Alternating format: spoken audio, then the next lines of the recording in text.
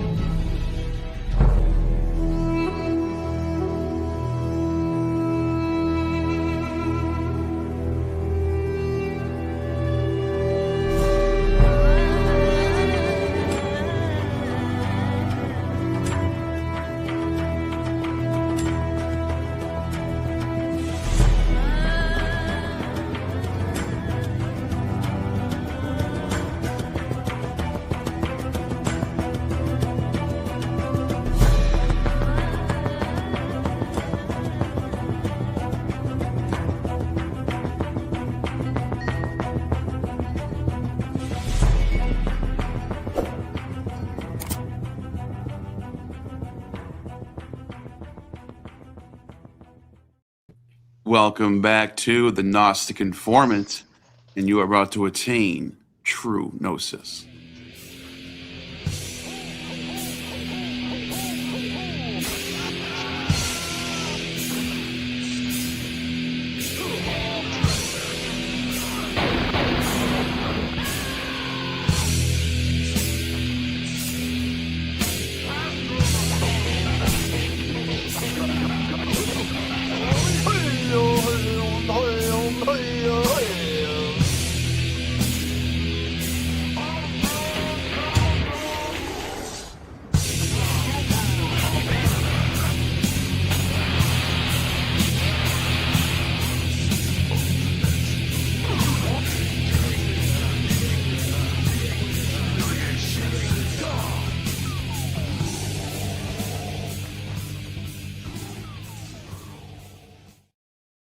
Oh, God. Oh, God. What is Jesus doing? What is going on, dude? That was a good intro. Because we are have to have a little, showdown. And this is kind of like circus in a way for some people, But it's about the sources at the end of the day. That's what it's about. It's about getting to the truth. It's about the logos, reason, the account, making an account for our past. So I want to start this off going back to where this all began, because I know there's a lot of confusion on some of the details. Why does it have to be prepubescent? What's going on with this? Where does all this started from? So I have a queued up clip, and we're going to get into all the sources. I'm going to show Galen. We're going to show your sources. Plenty of the elders in the house. We got Galen in the house. We're going to read a lot of fun sources today. So I'm first going to play a clip, and this is going to set the context for why we're even having this discussion. What is this whole entire thing about? And it goes back to one of the first interviews that Ammon Hillman years ago on this channel right here. Is this the one? No, this isn't the one. I'm an idiot. I queued up the wrong one. Give me 1 second. I'll pull it back up. He's on that one show with Ryan Price or whatever his name is. I have to go back and find it in my notes. It's right. Where is it? Jeez, I just had it too. It had to be when we go live that you I know. I don't know why I had the wrong YouTube video queued up, ready to go. Here we go. Okay. So, this isn't even it either, dude. Okay, I'm gonna complete screw this up right now. Hold on 1 second. What happened to the Price video? Where did it go? It was just in my notes, dude. That's crazy. Damn. We have to play this clip because it's so perfect for the whole topic. It talks about the kid, talks about the garden scene. It talks about what the fuck? Where is it? Where'd it go? Hold on, guys. Here, listen. Just talk for a second amongst yourselves. Wait, is this it? It's on the slide. Okay, here we go. Here we go. I got it right here. It's on my slide. All right, here, I got it. Here we go.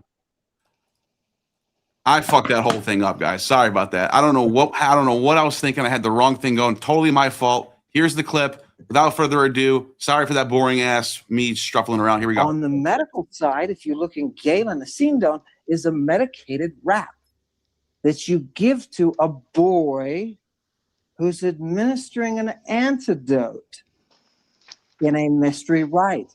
And that boy's antidote comes through his ejaculation. Prepubertal. Remember, prepubertal. It has to be. Because why?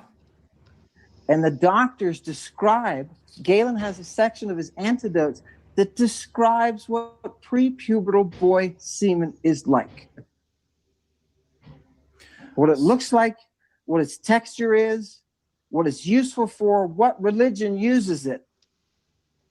And milk from young girls that they were. So Stephen actually is the one who found it. We hunted down the source from Galen. We found the only time Galen ever mentions mystery. Well, he sometimes, very rarely, often talks about mystery religions, just very briefly. There's a lot of time, but ever in associated with like a little kid or a bandage. There's nothing except for this. So this right here is Galen's De Theriaca ad Pisonym. And we have the Greek on this side, and we have just a standard translation on the other. But let's just focus on the Greek for a second. Hote garsuton paidon ophilatos, beloved or dearest. Tain patty around, something, that's what it means. Around. It could mean on, but in this case it means around. Peritonanion. So this word right here. We actually have a link for this. This is it's like an abdomen. So let me just real quick, just so we all know what this is. So we're not going to debate on this. Peritoneum is actually, this word comes from the Greek. It's the same word, and it's your abdomen. It's your side or it's close to your. It could be close to your private parts, I guess. But that's pretty much what he's describing here in the Greek. Now, to go back to the source, what does Galen say? Galen says, so there was horseback riding going on, Hebrean horseback riding. And he says, Musterion, Yerugos, performer of the Mysterion, the holy Mysterion, or worker, that's from that root ergos, but it's got the holy yero. So holy worker of the mysteries. That's in the genitive of the mysteries. So standard translation, there's no the standard. So we have a holy worker of the mysteries, right? Dia, which usually means like through. Threskeia, because I guess it's because of her, through religious ritual, Threskeia ritual, right? Religious rites. All right, so far, where Galen's talking about something about a holy worker, performer, I guess you can translate it as. I would even throw a holy performer of the mysteries. And he says, Tain huper romayon theon. Tain huper, behalf over Roman gods, plural. Behalf of the Roman gods. Okay. So I'm just going really slow through this because I know people think he doesn't know how to read Greek. He just looks at the translation. I'm trying to break it down without even just ignore just ignore this. I'm just breaking it down one by one. We have a performer of the mysteries. So far, it's like, holy shit. What else do we have? Paideon, a child. By the way, this is what's so interesting about this source. It doesn't say Neoniskos. So this doesn't match up with Mark because it's a child. So the fact that he thinks this if this would have said Neoniskos, it would have been like, okay, but it's not a Neoniskos. It's an actual child. So so you got to think about this. You can't apply this to Mark. If this one's about Paideon and Mark's about Neoniskos, they're not the same. They're different. Yeah, but you're assuming that whoever wrote Mark used that Neoniskos term to describe the actual Greek rituals because of the primary source. Because of the primary source, I can justify that. You have to tie in the ritual to it though. So if the term doesn't match the ritual aspect of it, it doesn't make any sense. No. We're talking about this source right here. First of all, we have a child here. So if there's a ritual involving a Paidon, and then another source mentions a Dionyskos, that's it's not the child anymore. It's a different age group. Yeah, based on all the primary sources before finish that. this one up, and then we'll jump into. Yep, I'm just throwing this out there. He's not. It's not a Neoniskos. It's an actual child. It's an actual Paidon in this one. And when he's a mystery worker. He's a horseback rider, a child horseback rider. It's very fascinating. By the way, I'm actually not surprised about this. I've actually heard about this in Strabo. Strabo mentions 12-year-old children dancing around a fire dressed as soldiers. And it was a ritual of the Eleusinian mysteries, he says. I think this says something about Samothrace as well in Phrygia. And then he says but that's still not the ritual that's in Mark. I'm not talking about Mark. I'm just showing this is. I know, but you're starting to get into my mental framework, right? So we're talking about a bunch of festivals and rituals. Like the Egyptians had thousands of festivals. I know. I'm talking about this one, dude. Relax. Talking about this one right here. Horseback riding kids. And I'm saying I'm not surprised because I've heard about this before in Strabo. So he's talking about these horseback riding for the Roman gods. And what does he say? We'll just we can kind of skip ahead a little bit. What happens though? And he says. These children, these paidas, they ride horses epeoantas rhythmically, eruthmos. So they're doing rhythmic dancing on horses. Dangerous shit right here. They're doing rhythmic dancing on horses, and they're kids, they're children. You know what he says? He says, Ede tina ton mysterion. They had to perform the mystery. They themselves had to perform the mysteries, right? All right, next page. What happened? He says, Hote de kai tu paidos tu su. What does that mean? Indeed, this child, apalu tu kantontos panu. Very delicate child in the area, otos, right? What happened? Perithlases, he's been badly bruised. Biaios as upsetete, violently separated. Ton hupakelmenon, underlying tissues. So he's all fucked up, right? And what happened? If kai met atu puan. That's literally where it's literally the word pus. That's where we get the word pus from. So this child gets injured and it gets infected, and it starts to collect pus. I'm guessing Ammon reads this as semen for some reason. That's what I'm guessing. Which, if he did, he's lying, because this is not semen. Any excrement is going to be semen in his Exactly. So what does he say? He says it requires just to finish this up. It requires an incision, and they treated it, and I don't know if it says they did it with a sin donor or not. I think they do. I think there should be another page coming on. But either way, this is the only thing you could find with a child being involved in mysteries and some sort of pus happening. So my guess is that he thinks this has to do with ejaculate or something, but it's the word pus. So I'm trying to like figure out like the contention, I guess, here. So you're like looking at the involvement of potentially children and different cults, ritual rites, transformative rites, whatever you want to call them, and that is the thing that is spooky about the Bible, or are you like against the idea that I know that, but I'm just trying to figure out the position. So is it specifically about that there's a little kid in the Bible, or is it about that where is there a little kid in the Bible? Okay, so if there's, well, I'll let Tiger handle that, but like that there's no ritual in the Bible. That's my whole dig. Is what are you talking about Mark 14 right now? I'm talking about like pretty much the entire like archetype story of Jesus. Yeah. There's some with his fishermen and tax collector disciples.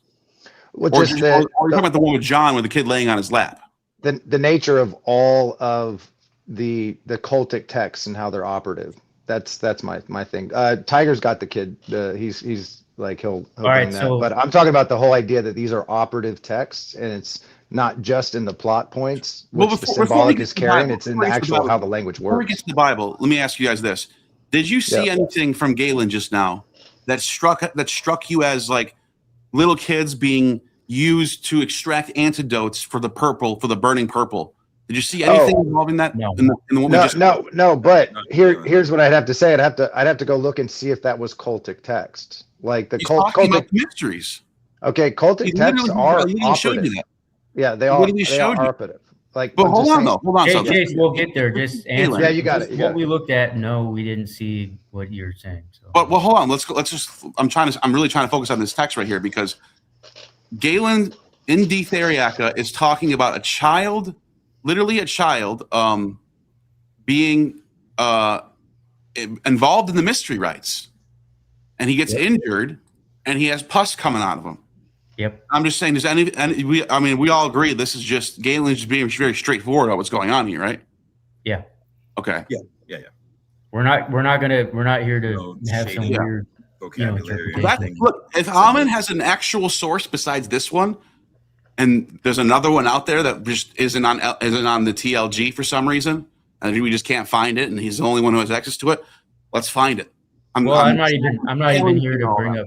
And you're right, you guys aren't Ammonites, but I wanted to start it off with why we're even talking about the kid and the garden and all that stuff, since we're on the same topic. But yeah, you're right. Let's move on from Galen, and we can go to another one.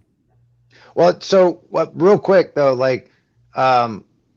does it make sense when we try to comprehend that the way that they spoke and the way that these words work are not at all how we comprehend and communicate them? This happened to me when I was talking with Mandy, and he kept going on the word smell, right? Well, turns out that when they were putting that word, especially in occult text, and especially in something you would hide and keep or use as technology to, XYZ, there's going to be a lot of motives behind that, protect, preserve. That smell was the ingestion of like a god from the altercation of the air, of something that it had been, the god had turned into the air, and you picked it up, right? And then that means you ingested the god. So when we're saying smell, and it's like, well, it smells like a steak, that's not at all how they were talking, right? But I can start making a whole bunch of metaphors and talk myself in double entendres you're talking about? What I'm talking about is the way that the language works, like in cultic text. There is no reason for these special texts to be preserved and to be guarded and to be special if they are talking about simple parables and metaphors that are like Okay, but you gotta show me some non-functional, examples. and they're also not very intelligent. Like, You gotta oh show my me some gosh, examples. I don't know what you're the talking secret about. of the universe I is have no idea inside what me. you're Like, talking no one about. gave a shit about that. I have no idea what you're talking about. You have to show me what you're talking about. Well, Okay, I just okay. want to show you though. I just want to show one more thing real quick though before we move on to that. I just want to make. I want people to see that Strabo mentions this. This is well known about the warrior dancers. Talk about the Curites. He says the girls and the youths, the very young. I think from what I heard, they're 12 years old. They turn 12, and they as soon as they turn 12, they get involved with this ritual. That's what I heard. It doesn't say it here on Strabo, but I remember talking about this with another scholar who says it's 12 years old. Let me jump in here, Neil. Hold on. Let me just finish reading this. He says, it is reasonable to suppose that the war dance was first introduced by persons who were trained in this particular way in the matter of hair and dress and being called the Curites, and that this dance afforded a pretext to those who were more warlike than the rest and spent their life under arms, and that they came to be called by the name Curites. I mean the Curites in Euboea, Aetolia, Arcania, and indeed Homer applied this to the young soldiers. Choose thou the noblest of young men. This is a quote from Homer. And he says, from all the Achaeans, and bring the gifts to swap ship. And we promised yesterday to Achilles, and again, the young men of the Achaeans bring the gifts, so that the etymology of the word Curites, the war dance, was a soldier's dance. And this plainly indicated both by the Pyrrhic dance and the Pyrrhicus. And there's images of this in ancient Greece inscribed of like naked dancers with just shields on. They literally have a helmet, a shield, and they're completely naked. And this kind of training for young men also treats as military affairs. So we know about these rituals. This is like exoteric. It's not even esoteric. This is pretty well known stuff. Yes. So let me preface this. Good job on finding ritual in these texts. That's the first start, right? But we need to talk about how the rituals are different and how Mark 14 and 16:5 is the ritual of the 10-year-old kid, essentially in the Greek, Egyptian, and Babylonian context of those rituals, and why Ammon is saying it, but he's not the only one. I have like 5 other scholars that literally wrote papers and books on this shit. Why 10 years old? Why 10 years old? So first text, if you want to open up, is Aristophanes, our boy Aristophanes. It's in Loeb, Aristophanes. Aristophanes. You can find whatever version of it that you want. He's all Aristophanes is in Loeb. Which one? Lysistrata. Yeah, I'm very familiar with this. 641 through 647. In all this right. passage of the chorus. Hold on. I can pull it up. You want to pull it up? Okay. Yeah, of course I want to pull it up. Lysistrata. All right, which verse is it? It's line 641 through 647. 641. So, citizens of Athens, we begin by offering the city a valuable advice and fitting, for she raised me in a splendid luxury. And as soon as I turned 7, I was Aripharos. Then, when I was 10, I was a grinder for the foundress. And shedding my saffron robe, I was a bear at the Brauronia. Once again, when I was a fair girl, I carried the basket wearing the necklace of dried figs. This is about women, right? This is in a ritualistic context, dude. But this is about women, though. You know that, right? I do know that. Okay. So we're talking about children just overall, okay? So we're going to get into other sources of text that bring into why kids are involved in particular. No one's doubting that there's kids involved in ritual. I already started that up. We're talking about you want to talk about prepubescent? I mean, it's actually in these texts. Wait. You're saying that there's prepubescent children in mystery rites? Absolutely. No one's doubting that. Okay. No one said no. We're being very specific. Everyone knows in Eleusis, Samothrace, Phrygia, Rome, Egypt, wherever the fuck you want. All ages of people are involved in the rituals. It's like going to mass where you see an altar boy. Okay, good. Not a single person has doubted that there's young kids involved in these rituals. Oh, I highly doubt that. No. I'm serious. I know you. I'm not talking to every. I'm saying most people when they talk about that's this, not true. In any classicist, they all agree that little kids are involved in rituals. It's in Herodotus. It talks about this. We just don't associate it. There's no secret. There's no special. This is not a surprise. Yep. What I'm contesting is where's the source where those children are being taken and whether it's the eunuch thing is one thing, because there are examples of children being made into eunuchs, and that's whatever. But I'm talking about in a ritualistic sense. I'm talking about a ritualistic sense where they're taking the kids and extracting drugs from their bodies that make burning purple with it. That's a very specific thing. Okay, so so I had a bunch of slides on going over this, and I'm glad that you're agreeing to all that already. So yeah, I'm just trying to clarify where we're trying to look for. Yeah, so let's clarify. If you want to get into that right off the bat, PGM and the PDM is where you got to go. PGM? PGM and the PDM. They're both magical papyri. Well, okay. So Aristophanes it's just girls being involved in the rites? Well, I had about 10 slides of showing that there were prepubescent kids in these rites, specifically with linen cloths and sedonas, so that we could ease into the ritual. Right, and the PGM has that's the word for linen ritual that Mark 14 and Mark 16:5 is. I'm confused here, because it's the word for linen cloth is sindon.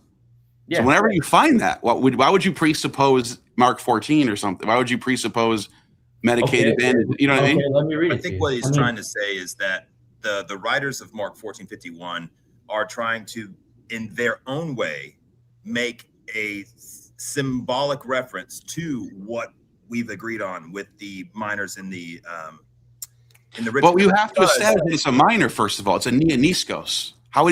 Where are we getting the minor from?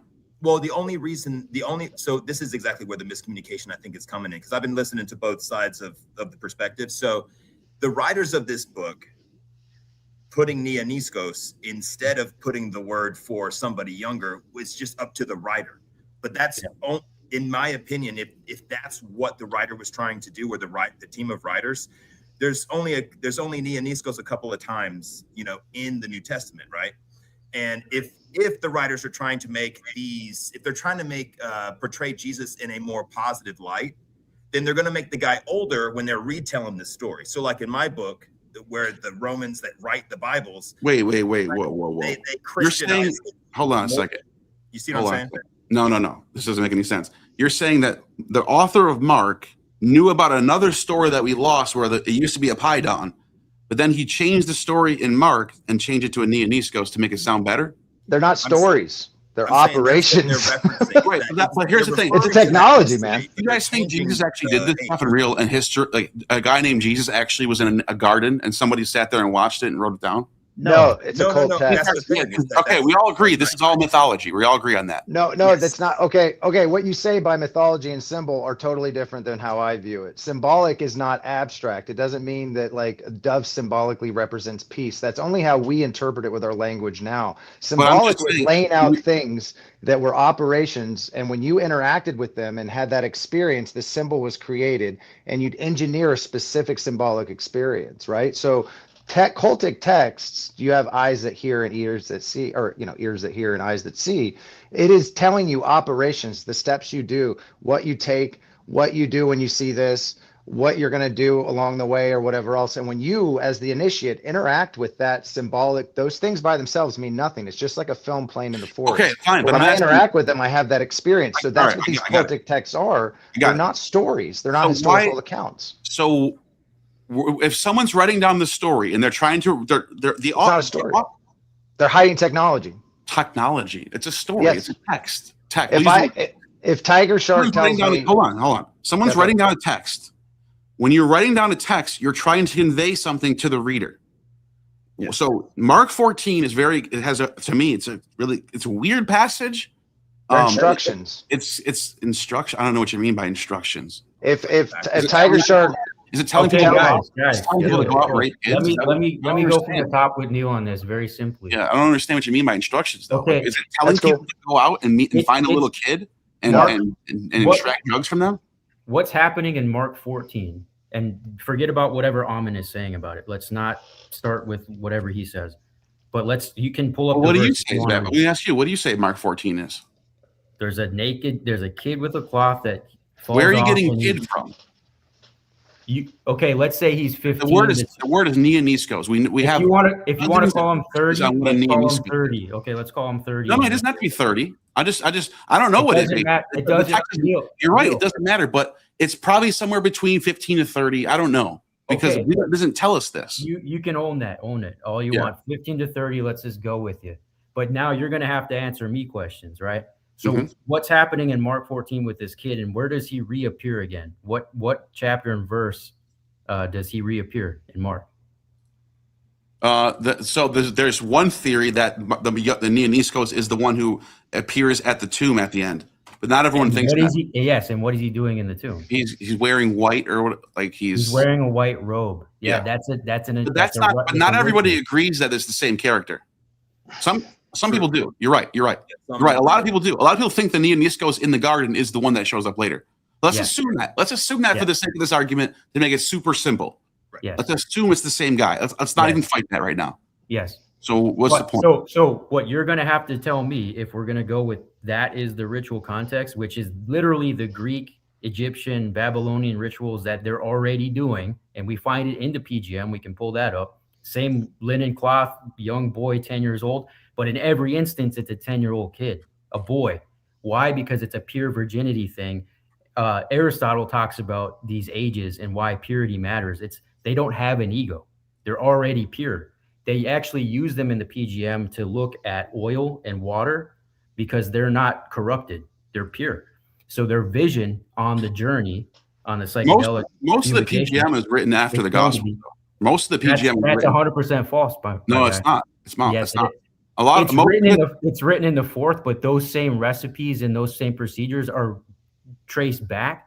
DDA, man. No. There are some layers of the PGM that are older. I have a whole book about the dating and all that stuff. They've been doing it a lot older, and we literally found the linen cloth in a cave. Like if it mentions Abraxas, it's after the 1st century. It's the second. I agree. Later. Yes. Abraxas was literally invented by Basilides. Yes, I'm not arguing that. Yeah. Yes, it carried on a big bulk, but they weren't just making it up in the 4th. They were There's actually proto-Abraxas figures, but they're not called Abraxas. And actually, the name Abraxas comes from the horse mentioned in Homer.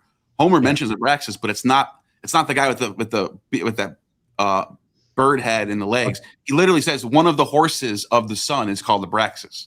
Yeah. That's where the name comes from. I agree with you. Yeah. I agree with you. So back to the Mark 14 and 16:5 where he shows up again. The reason why this is a ritual doublet in the linen cloth and the robe, that's hands down ritual going down everywhere all over the Mediterranean, my guy. Like everywhere. We can pull up all of those if you want to. Wait, what do we mean? Everything's on the Mediterranean. What's that? They're doing 10-year-old boy rituals in the linen cloth, and when the cloth gets ritual? The cloth is pulled off, and then. Okay. Can you share screen, Tiger Shark? Yeah. Hang on. Let me get the PGM. I got the PGM. Want me to do a word search for it? Yeah. I got to tell you where it is. I mean, PGM's pretty big. I thought what they were trying to say was ultimately that it word for word, it's not exactly like these older mystery rites were, but that it was altered because of what the Bible was. They've taken away the kid aspect of it and made him a young man. How do you know that though? You're just assuming that. It's an assumption. It's an assumption. Yeah, totally. It's fine. Yeah, but because it's not an assumption. It's not an assumption because Neil, I'm gonna bring up all these sources at the end of it. If you want to still have the position that you don't agree with it, then you're gonna have to show me a ritual. Can I just ask you this? Are you taking one element from one source that's in the same ritual because they don't exist? Are you taking one thing? This source mentions purple. This source mentions a 10-year-old kid. That source mentions a white robe. That you're just putting them all. That's not. And I'm not even bringing up burning purple, dude. That's just something. But the reason why I'm so pushing back against that type of methodology is you can just make up whatever you want and find it. You can go out and just find it. Dude, you're not listening to the method. Listen to the method. I'm talking about. If there's a ritual with a linen cloth and later the person shows up with a robe on, that same context is literally in other rituals, but always with a prepubescent. All right, let's see it. Let's see it. Where is it? But you're telling me that ritual in Mark is with a 20-year-old. And I'm asking you. I don't know the age. Then show me where other rituals are with 20-year-olds doing that same shit because they don't exist. There's no ritual in Mark, in my opinion. You're disagreeing with other scholars too, because you want to sit there. I'll tell Right, you. that most scholars think is he resurrected. Okay, so Neil, you think it's just a fictional Great story? Yes, the motive. consensus. If there was a Jonathan Z. consensus, Smith. hold on, stop. Hold on. I already know there's scholars. There's tons of scholars that say all types of shit. Fucking Gary Habermas is a PhD. He thinks Jesus resurrected for real in history. I don't care if you mention scholars. All right, but if I was to say there is, if there was a consensus, which I don't even think there is on this text, it's such a weird text. But if probably a 60%, I'm just guessing, probably most people I've talked to think what's going on in Mark 14 is Jesus just lifted up someone out of the grave, and that's why he's wearing a sindone, because it's literally a burial shroud, and it falls off him as he runs away. So they just randomly if it was a made up novel, random shit, and they're it's not not- doing it's any not a ritualistic. novel. Well, let's see why. Let's read the text real quick. This is what Mark 14, and then we'll go to the PGM. So You have to do Mark 14 and then Mark 16:5. okay, we'll do both. Okay, Mark 14. Which one is it again? It's 49. 49. Okay. And they see, and so here we go. So Kai Este and the Aniscos. I'm just gonna read the. I like the NASB. It's the best one because it's the most up to date in my opinion. 2020. All right. So a young man wearing nothing but a linen garment. Why did my computer just freeze? All right. A young man wearing. Wait. Okay. This it. 49. A young man was following him, wearing nothing but a linen sheet over his naked body, and they seized him. But he pulled free of the linen sheet, and he escaped naked. They led Jesus away to the high priest and all the chiefs of the elders inscribed together, blah, blah, blah. So right before this, what was happening was, it says right here, where are they? My soul is, hold on, I'm trying to find, as he was saying, so he says, keep watching and praying so that you will not come in temptation. The spirit is willing, but the flesh is weak.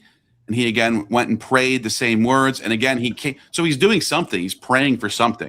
And then it says, he came and found them sleeping, for their eyes were heavy, and they did not know what to say to him in reply.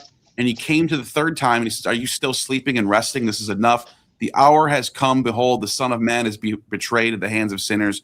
Get up. Let's go. Behold, the one is betraying me is near. And then this all happens. So it was something weird. It's a weird passage. It's really confusing. But there's a lot of different theories on it. You can point to a scholar and say, he says this, so it has to be right. I don't care because there's so many different views. To tell you the truth, I don't even have an opinion on this verse. I don't even know what to say about it. I'm agnostic on what's going on here. Especially at this point when everyone's had Yes. so many different. I'm not even saying I agree with the resurrection thing. I think that even sounds weird to me. It's just one of this. Mark 14 is strange. That's what I'm saying right now. Okay, now go to 16:5. All right. 1650? 16:5. Oh, it just glitching out for a second. And then he said, do not be amazed. You are looking for Jesus, the Nazarene, who's been crucified. He has risen. He is not here. This is the place where they laid him. But go and tell the disciples. And then they fled out of the tomb, trembling, astonishment. They said nothing to anyone. Which one is it? You talking about before 5? Yeah. No, 16:5. It's 16:5 is, and they were wearing, and he entered the tomb, and they saw. Oh, here it is, right here. Yeah, and they you saw, read it wrong. a young man, and it's the same word, niskon, sitting at the right, wearing a white robe, and they were amazed. Yeah. Okay. So It's the not. completion, if he's the young man, the Nioniskos, like you say. Let's assume right? it is. Let's assume it is. Right? That's the Okay. doublet, and that doublet is literally in the rituals. All right, let's see it. Okay, you got the PGM. PGM? open? Yeah. Let's see. I was on one about spittle. We can talk about that later too. It's funny though. I flip right to this, naked on the linen. I flip right to this. Which one is Wrap that? yourself like It's a just corpse. everywhere. Yeah, like look at wrap yourself like a corpse. Close your eyes and keeping. That's weird. That's like I just flipped to this by accident. It's just a metaphor. They're just Okay. It's just, you know. That's Yeah. So let's see. Yeah. So there's a bunch of them, but let me Which- find You got exactly. I can do word search. I can go by pages. No, don't do that because if you type in semen, there's a lot of it. Is it really? Actually, it's a lot. Oh, How are we having this conversation when it's like this shit's everywhere? we got There is 16 hits. semen Oh, but here's the on thing: no one everything. denies all this, though. No one Got to denies. guard these texts, and they all got semen in it. Yeah, but no one denies that there's semen in tech. No one denies that there's I castration know, involved. but like it's We're just, talking about it's very just too funny. specific claims. Very specific claims. One about Mark 14. Two about something about extracting antidotes from children and using it for burning purple mystery rites. That's what I'm like. I'm not surprised about anything else. I'm not surprised about finding semen and sex and drugs. No one denies that stuff. You know what I mean? You know how movies today will make and y'all were talking about this last night with Steven. They'll make the disciples 35 years old with beards down to their freaking tits. You know, that's what I was. You mean like the later depictions? Yeah. Yeah, and so that's what I was getting. But you know what's funny? The older. farther back you go, the oldest depictions you start to see them with no beards. They look like young. They actually look like young men, and actually depict them correctly. Right, which is the same thing that I was sort of introducing with the idea that the writers of even Mark were doing the same thing that we do today, where he's changing stuff to make it the way that they would want it, because they were trying to get away from all of this stuff. So that's just my case. I'm a writer, and I've rewritten Mark 14:51 in my book, and I have a completely different take on it, obviously, than what we're doing, what we're talking about here. But like I said, because of the culture that's going to read it, my reputation, and everything that I would be trying to do with the book, I made it the way that I would want it to do, right? So the same way that movies today, like let's say there was a story about some drug dealer in the 80s, well, there wasn't really a Tony Montana. Yeah. But it's based on, other guys that were doing that and stuff, right? There's tons of Jesus figures in the first century. Judas of the Galilean. Yeah. There's all these types of people like that. Yeah. Right. So all right, I got it, man. It's PGM 1V. Okay, real quick, let me just read this off because it's related. Freemason equivalent is the youth in the garden. Maybe the youth in the empty tomb is an equivalent figure mystery ritual.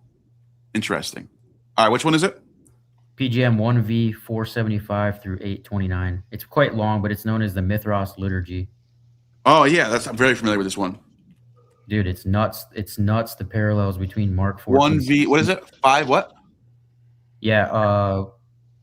1V 475 through 8. I'm right here. 825. It's quite a long one. I mean, 829. Yeah. Any particular word? Like, yeah, this is late though. You know that, right? This is like a little bit later than.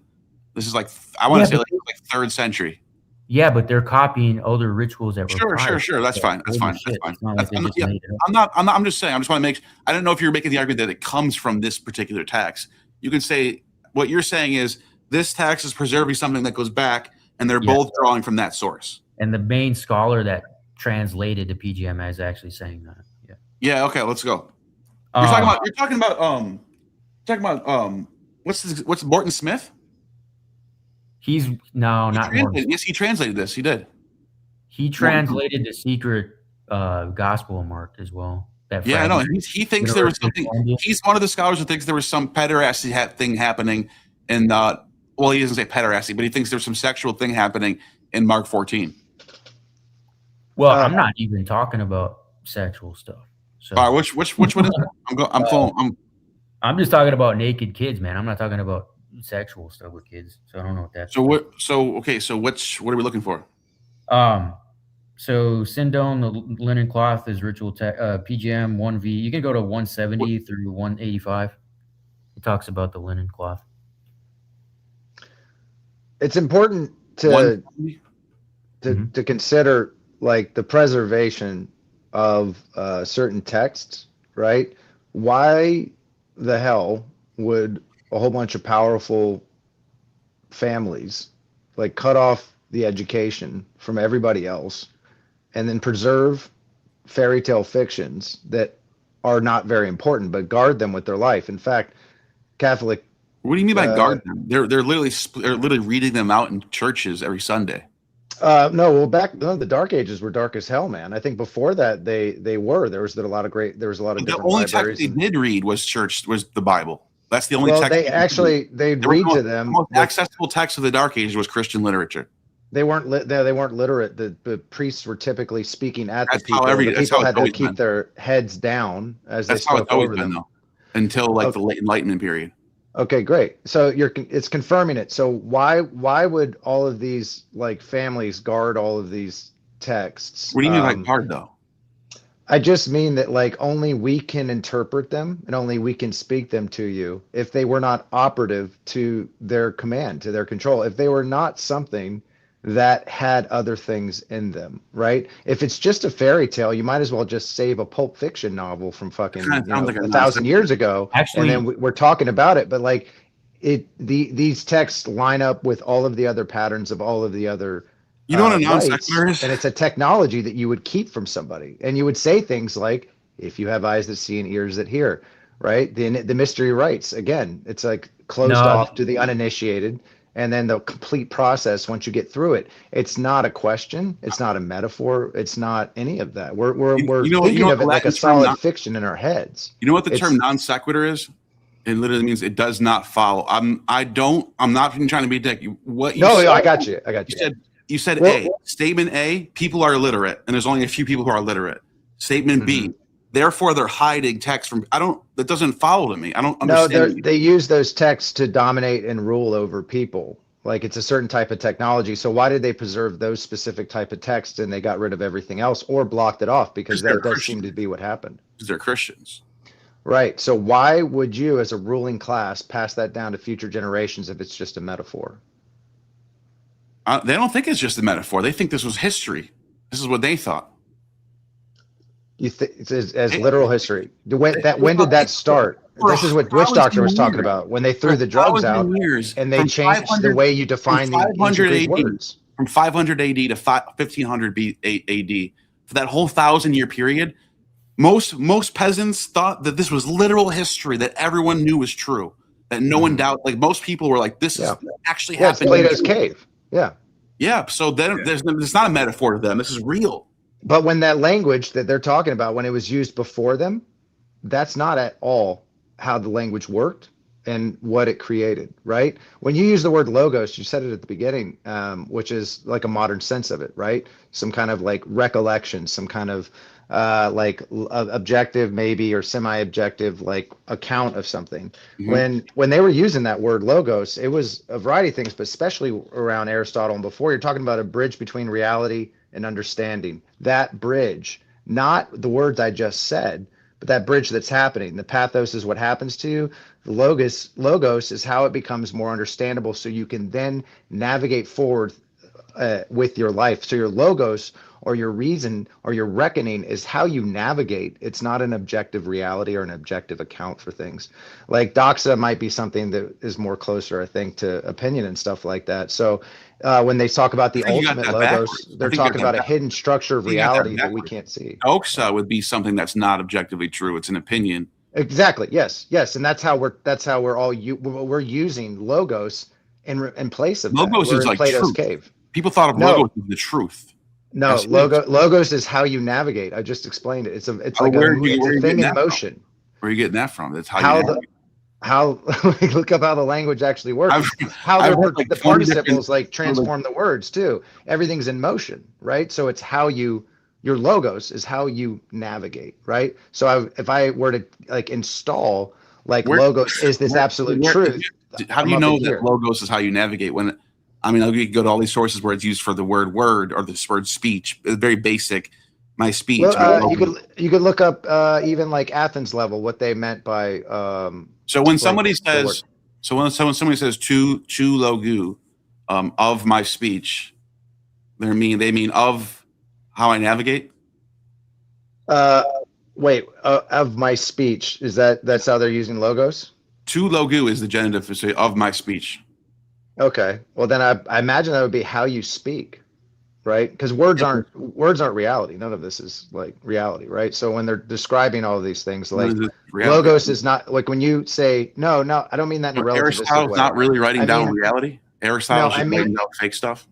He's writing a communication down to us to kind of like try to give some kind of account so we can understand it better and then use that to then navigate forward, not as an actual account of literal history. And like that kind of navigation and how our language works, that came after the Dark Ages, where we are using these static nouns and all of this as if they are like like truths we can hold on to, right? As opposed to like Sorry. using the words properly. I have the slide thing. We Okay. can, I don't want to like interrupt Let's anything. get into the so. text right here. Let's get into the text Yeah, right here. yeah. So I remember seeing this before. Someone showed me this before. Someone else argued that this was helping.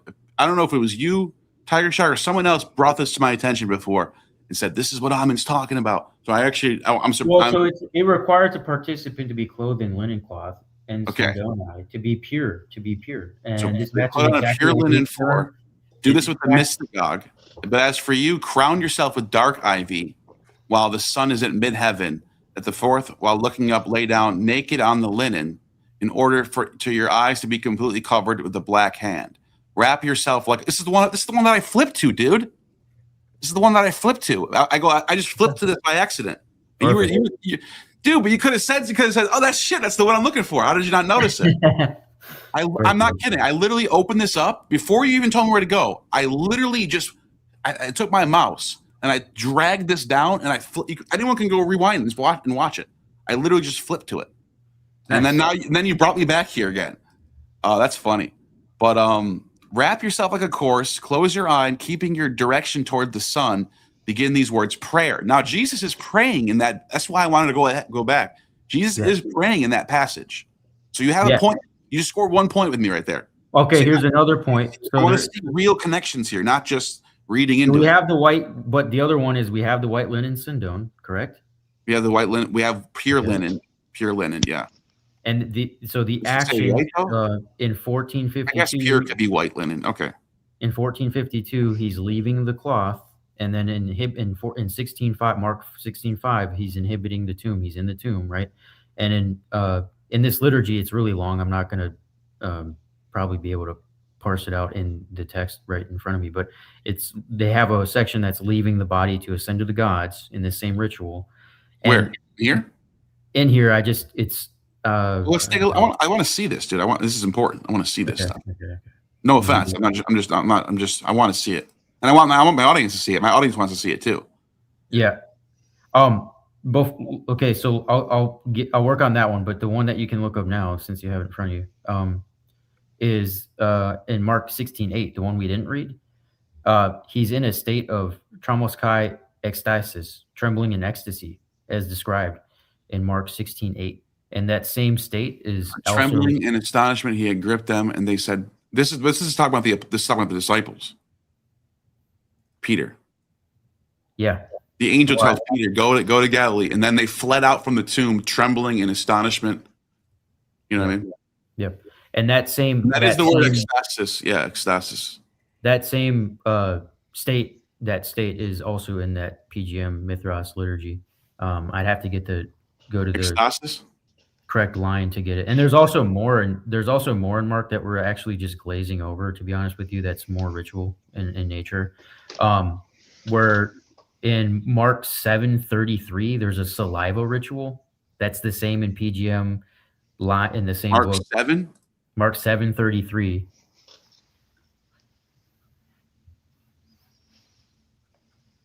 It describes using spittle as a physical conduit. Oh, that's all over the place. Yeah, that's all over the ancient world. Yeah. Right. And it's also in the PGM. That's all over the place. Yeah. That's Asclepius. That's Asclepius.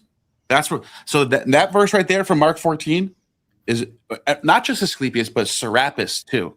The healer gods. They're known for spitting and putting it on the eyes and some weird ritual. So that is a common. Yeah. Now let's move to if you want to pull PGM back up and type in semen and go to whatever one you find, be my guest. Okay. So far, we just have a kid. Or where's the kid actually? Where's the kid here? The kid in the PGM? Yeah, right here it just says pure linen. You talking about the mystagogue, like some sort of do this with the mystagogue. That's basically like that's kind of like a young initiate, right? It's a virgin, so they're taking semen from a virgin. You just type leader of the. Oh no, mystagogue is the leader of the initiates. Yeah, he's the. Yeah. So it's not a virgin. He's the magician. Yeah. The Magi, a suspicious person, by the way. Yeah, but I'm saying, where's the 10-year-old kid? You said. I'm finding it. Give me a second.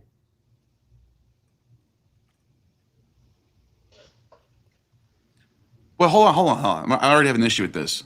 These are not one. This is not one person didn't write down and write this as a book. You know, this is a collection of random papyrus found all over Egypt, right? Yeah, I know that. Yeah.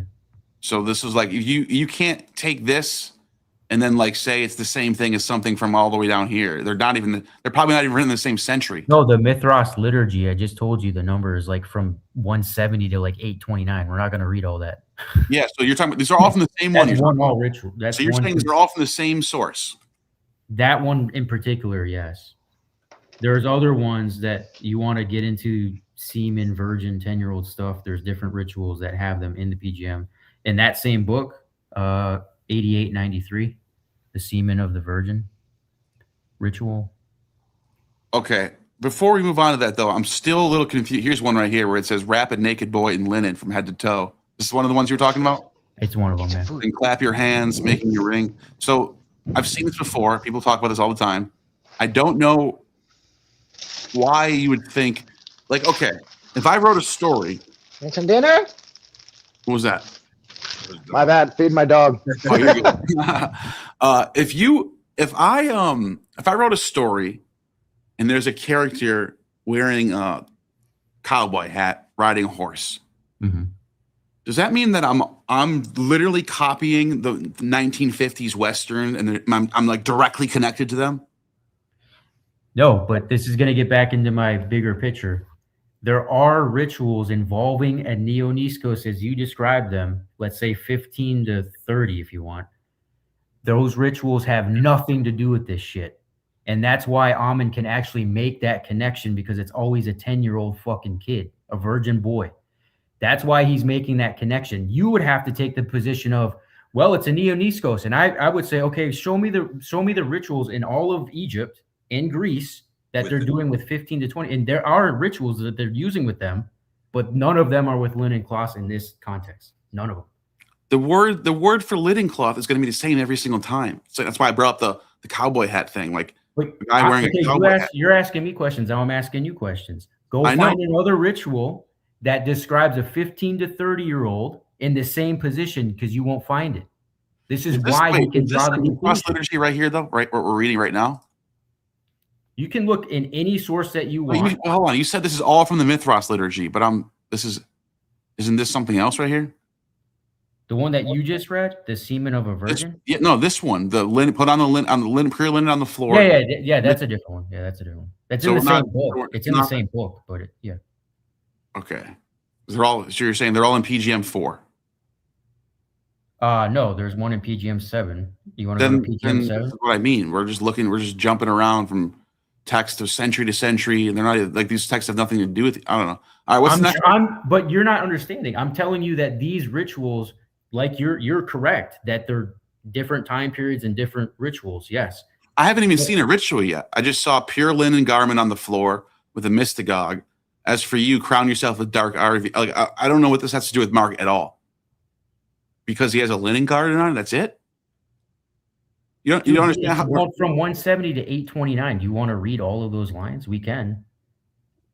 Show me what you mean. I don't know what am I looking for? Like what's this have to do with? Most of this is prayers and other shit. Go ahead and read it if you want. So just having a linen garment on and a prayer, that's it? No, dude. I just told you. You wanted points, and I was just telling you. Then you said, go find it. And I'm like, dude, the whole section, the whole rituals from 170 to 829. Are you going to read all of that? What? I could just give you the basic parallels between the two. Yeah, give me one at a time. We can find them in the text. What's the second one?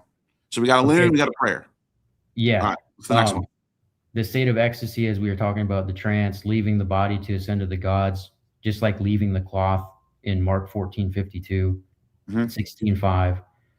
These are the parallels that these scholars are drawing. This isn't something I'm coming up with. Which scholar is this? This is Robin Scroggs, Kent Groff, Hans Dieter Betz, the guy that actually translated the PGM. And they're comparing this to Mark 14? Absolutely, yeah. They wrote books on this shit. Wait, which book? So he's providing a full commentary on the PGM highlights, Mithras. He's calling it the Mithras liturgy. That's his book. Robin Scroggs and Kent Groff wrote baptism in Mark, dying and rising with the adult, analyzed the Niskos as a ritual initiation. Morton Smith, as you mentioned before, which is a professor at Yeah, University I know what he says about this. of Columbia. So they've all written about this. This isn't like something Ammon created. No. I disagree with that. What Morton Smith's is way different than Ammon's. Morton Smith. Yeah, no, I agree with that. I agree with that. I'm not saying Ammon is right, and I agree with everything Ammon's saying. Because everyone you just named is all agreeing what a Niskos is. First of all, they all agree on what a Sindon is. Second of all, no, that's absolutely false. Show me. Don't just list off a name. And that's the secret gospel of Mark. Morton Smith. Yeah, he's saying that the Niskos term, which is what I asked you before, is actually being applied wrong. He's saying it's a 10-year-old kid because all of the other fucking nobody agreed with him. That do the same shit is a 10-year-old kid. Nobody agreed with Morton Smith. He got laughed at. Nobody except for Robin Scroggs, Kent Groff, and Betts. What do they say? What they say? Tell me what they say. They're saying the same shit. Where? Show me. It's a 10-year-old. I want to see it, dude. You can't just say that. Let me see it. Show me. Okay. I just told you the books and papers they wrote. You have how do you know this? Like, where did you read it, or do you have it in front of you? I can pull it up. Yeah, I'm pulling it up. Give me a second. You guys can talk about whatever else, but I'll pull it up. Oh no, mine's a little longer. Couple comments up, and we can side comment on that if you want. You know, there's a lot of people going off in the comments. So Someone said Morton Smith was kind of a nut. Yeah, he was a little bit nuts. He has his Jesus the Magician is a freaking masterpiece, though. But his Mark 14 stuff, he got literally clowned on over that stuff. And then at an actual SBL conference, he tried to present something about, what was it? The thing you mentioned, he tried to people were accusing him of forging the secret mark. I don't know if that's true. The thing is, they still say that. Yeah, they say it's kind of sketchy though. Do you notice that there's a couple of tactics that are used where it's like, well, I don't care what any scholar says because a scholar could say anything, except when a scholar might say something that you can point out and be like, see, he's wrong. Right, so we get into a relativistic tail chasing game. But the language thing I can show you will just destroy all. No. I don't care what one individual scholar might say. What I want to know is how is it being received by all the people who study this stuff for 20, 30 years? Is there some reason why they all doubt it? Are they? But your position. Let me just say what your position is, and then you can tell me if I'm wrong. Your position is you don't even know if there's a ritual happening in Mark in the first place. That's your position. That's true. That's true too. Yeah. I don't really know. It's real. But hold on. Chase brought up a really fair point. Why trust scholars if I don't trust scholars? Fair point. If there's a scholar who puts together something and they writes a book or whatever, and even if it gets a little bit of positive reception, I'm all ears. But if someone comes along and says something that's completely the opposite of what everyone else is saying, everyone thinks it's bullshit. And then I look at it myself and go, well, let me give it a shot. And it sounds crazy to me too. Then I'm just like, what the fuck? Why should I trust this guy just because he's a PhD? People have PhD said all the time. Now that's why I had the language breakdown. Yeah. No. And I can show you multiple examples of scholars who write stuff, they get a bad reception, but it still made sense to me, and I give it a fair shake. And then I notice other people also are like, yeah, that does make sense. So it might be a minority view, but it's somewhat you can see it has some meat and bones behind it. You know who Jonathan Smith is? Yes, Jonathan Z. Smith. He also agrees with this. Really? Absolutely. Wow. So you want to say it doesn't? It's not a thing, bro. He's saying it is. Well, let's show me a quote. You just keep saying this guy believes in this. Jonathan a Titan in religious studies often compared Markian themes to the Greco-Roman mystery religions, like those of Mithras, as we just talked about. Everyone agrees with that. Hold on. Markian themes focused on how ritual time works. He suggested that the 10-year-old or young adolescent was the perfect vessel for these stories because they are liminal. They are in the in-between stage. By using Niskos, Mark was signaling to his Hellenized Greek thinking audience that Jesus' death was not just an execution, but a mystagogic mystery teaching event. That's from Jonathan Smith. What 10-year-old is he talking about? Because in every single ritual that Where? I haven't seen a 10-year-old yet. I haven't seen a 10-year-old yet. You haven't shown me one 10-year-old yet. You keep saying every single ritual. I haven't seen one yet. So what do you consider a virgin? Anyone who hasn't had sex yet. Those who haven't calved yet. Yeah. Okay, yeah. So Calved, not sex. Wait, hold on. You just read a quote from Jonathan Z. Smith about a 10-year-old. What was he what was he referring to? he was referring to Mark 14 and Mark. But there's no 10-year-old in Mark 14. He's referring to the Neoniskos as a 10-year-old because where is he getting 10 from? Because the I'm very confused about all this rituals are using a 10-year-old virgin boy, like I had said. Where? We started this off today with and you said, well, everybody knows there's 10-year-olds in doing this. No. I'm not denying that there's, but you said 10 is a very specific number. I'm assuming you have there's something about a 10-year-old. Okay, so let me go back to slide 1 then, because you don't understand what I'm talking about. So in Pausanias, you're right. sacrificial child, Pausanias, 2nd century, right, is a gold mine for this. Pausanias? Pausanias. What does he say? I have him right here. Ritual Artemis. He describes a ritual where Patre was the most beautiful boy and girl were sacrificed to Artemis every year until their practice was stopped. These children were consequently described as being in that 10-year-old age range. Okay, so that's one source. Then we have the Kois, the is this what Anesthesia Festival? We're talking about 10-year-olds entering into adulthood. The Greeks also had a major ritual for the 3-year-old and the 10-year-old mark during the festival of Anathestria. The text, various inscription and vase paintings, the Kois vase, depict children at these specific milestones. So, dude, I mean, you want me to read 20 slides to you? No. It's a lot of shit. What I just heard there is what we already agreed on from the beginning, that there are young children. Why are you asking where the 10-year-olds come from? Well, you quoted Jonathan Z. Smith saying the 10-year-old as if he's talking about something very specific. What I don't know. I'm trying to see, what does he mean by 10-year-old? They're saying that the Neoniskos in Mark. If you said children and just in general, I would be like, oh yeah, obviously Strabo, obviously fucking this. But what the hell is that 10? Where did that number 10 come from? I'm very confused about that. Why 10? I've said it probably about 10 times already. What? Well, just a young person that's prepubescent would make complete sense. I mean, it's but why did Jonathan D. Smith say 10-year-old? Where did he get that number from? Because they're in the ritual context of the linen cloth. The rituals don't say 10 years old, though. They just say children. Prepubescent. Okay, let me find prepubescent. Is 9 okay? Is 8 okay? Is 11 okay? Can you show me that? 10 is actually. No. I'm not denying that there's children involved in rituals. We already talked about that. You guys are. I don't think you guys are understanding me. You quoted Jonathan Z. Smith saying the 10-year-old is the perfect example of what Jesus is doing. What the hell is he talking about? What sources? I mean, I want to know what he's talking about now. He's literally talking right with a child. Rituals and rites that I'm talking about right now. Yeah, you can just use the word child. Passage right with a child. All right, let's look at this. Someone who's not quite formed adult. It's the same reason. Hold on, you cited Pausanias. Which quote from Pausanias is it? What's the number? What's the verse? Let me find it. I have a bunch in front of me. Just read it. I'm just going to do a fun story real quick. The sacrificial child. What is it? Okay, never mind. The sacrificial child. Just here, sacrificial child? Nope. Here, no, I'll get it to you. Hang on. Go ahead, Chase. Okay, fun story. So there's certain tribes that would capture settlers. This is just recent history.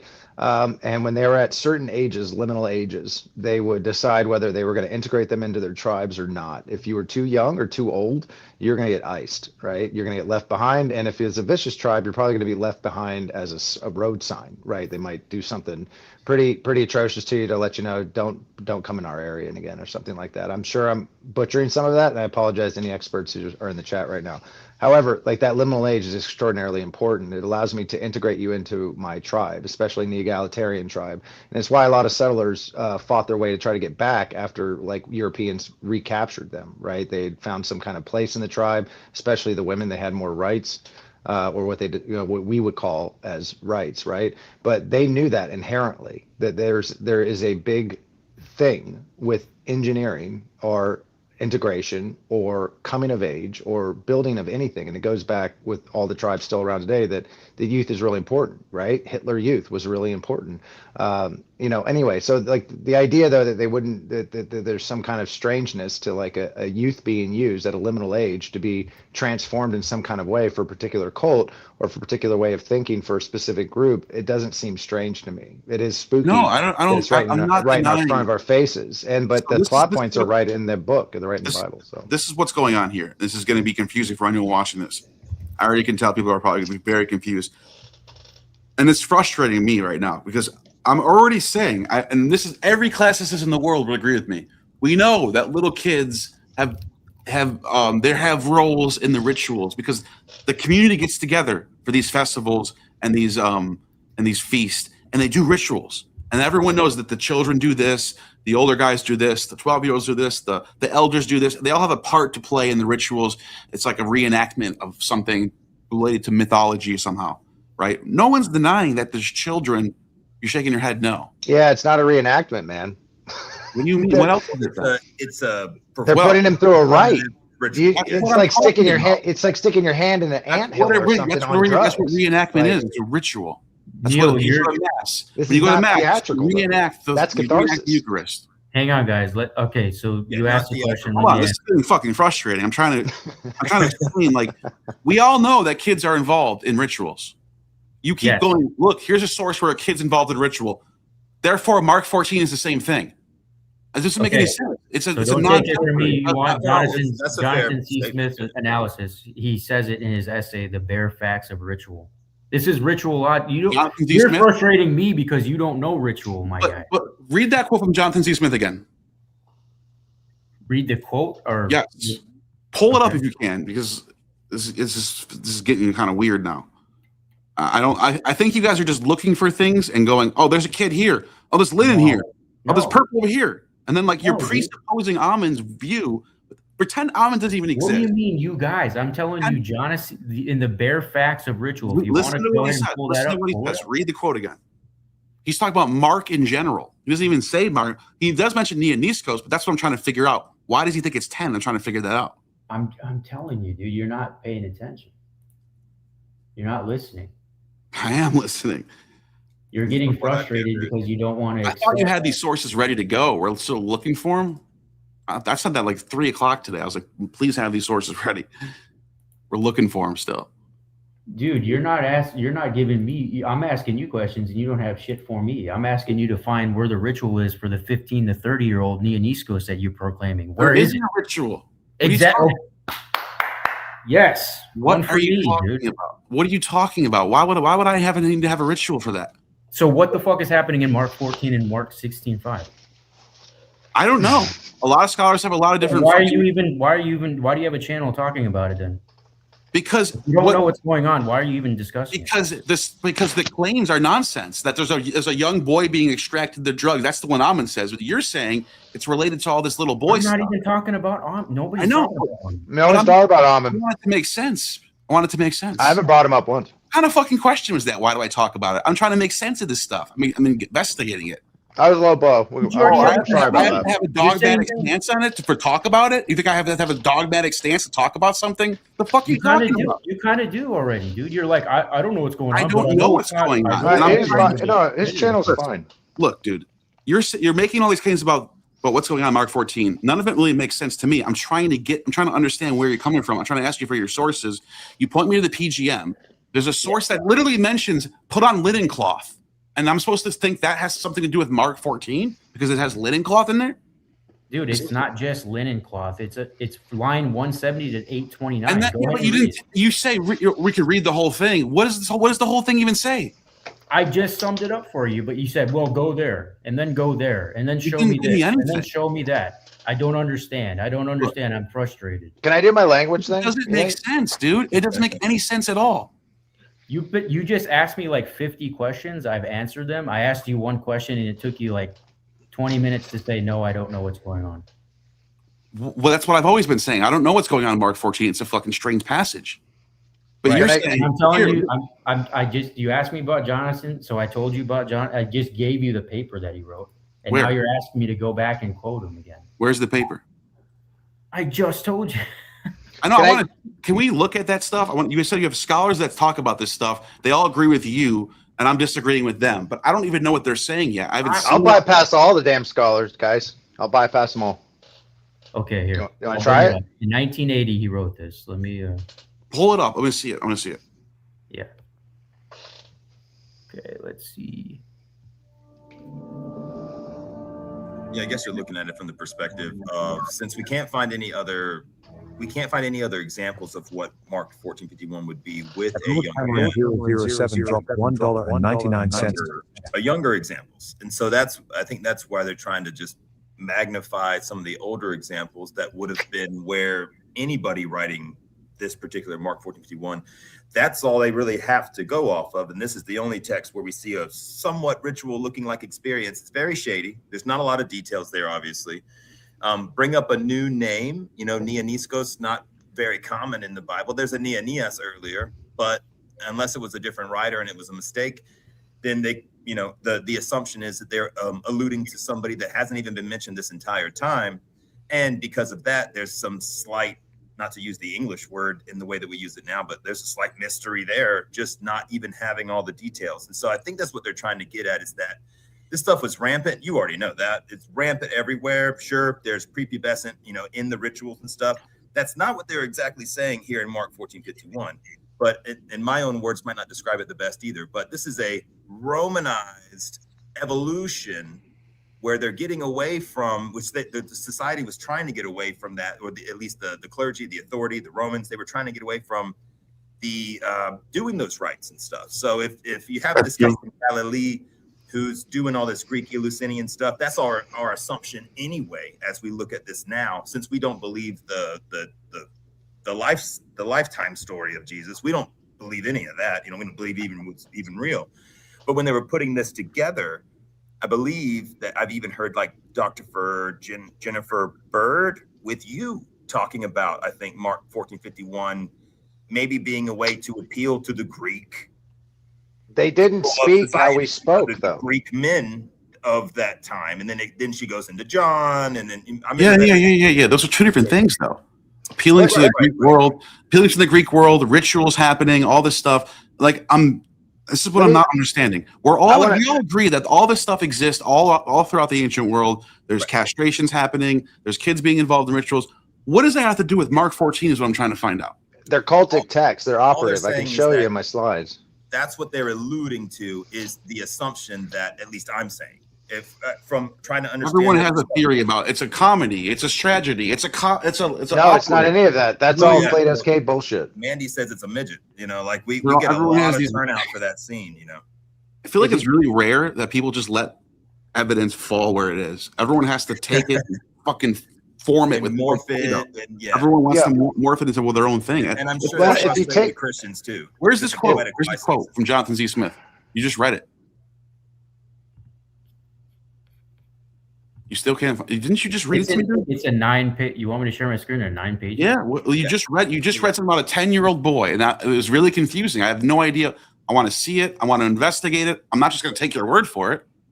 But I want. If you're right, you're right. Let's dig into it. I want to see what he says. This is one of the most influential religious scholars of all time, Jonathan Z. Smith. You know that, right? Yeah. That's why I asked. I'm also not a fan of him because he's the anti James Frazier nemesis. He thinks dying and rising gods don't even exist. Right. He's like the leader of the mainstream scholars. That's what you're citing right now. The mainstream academic. He's not like some Ammon Hillman guy.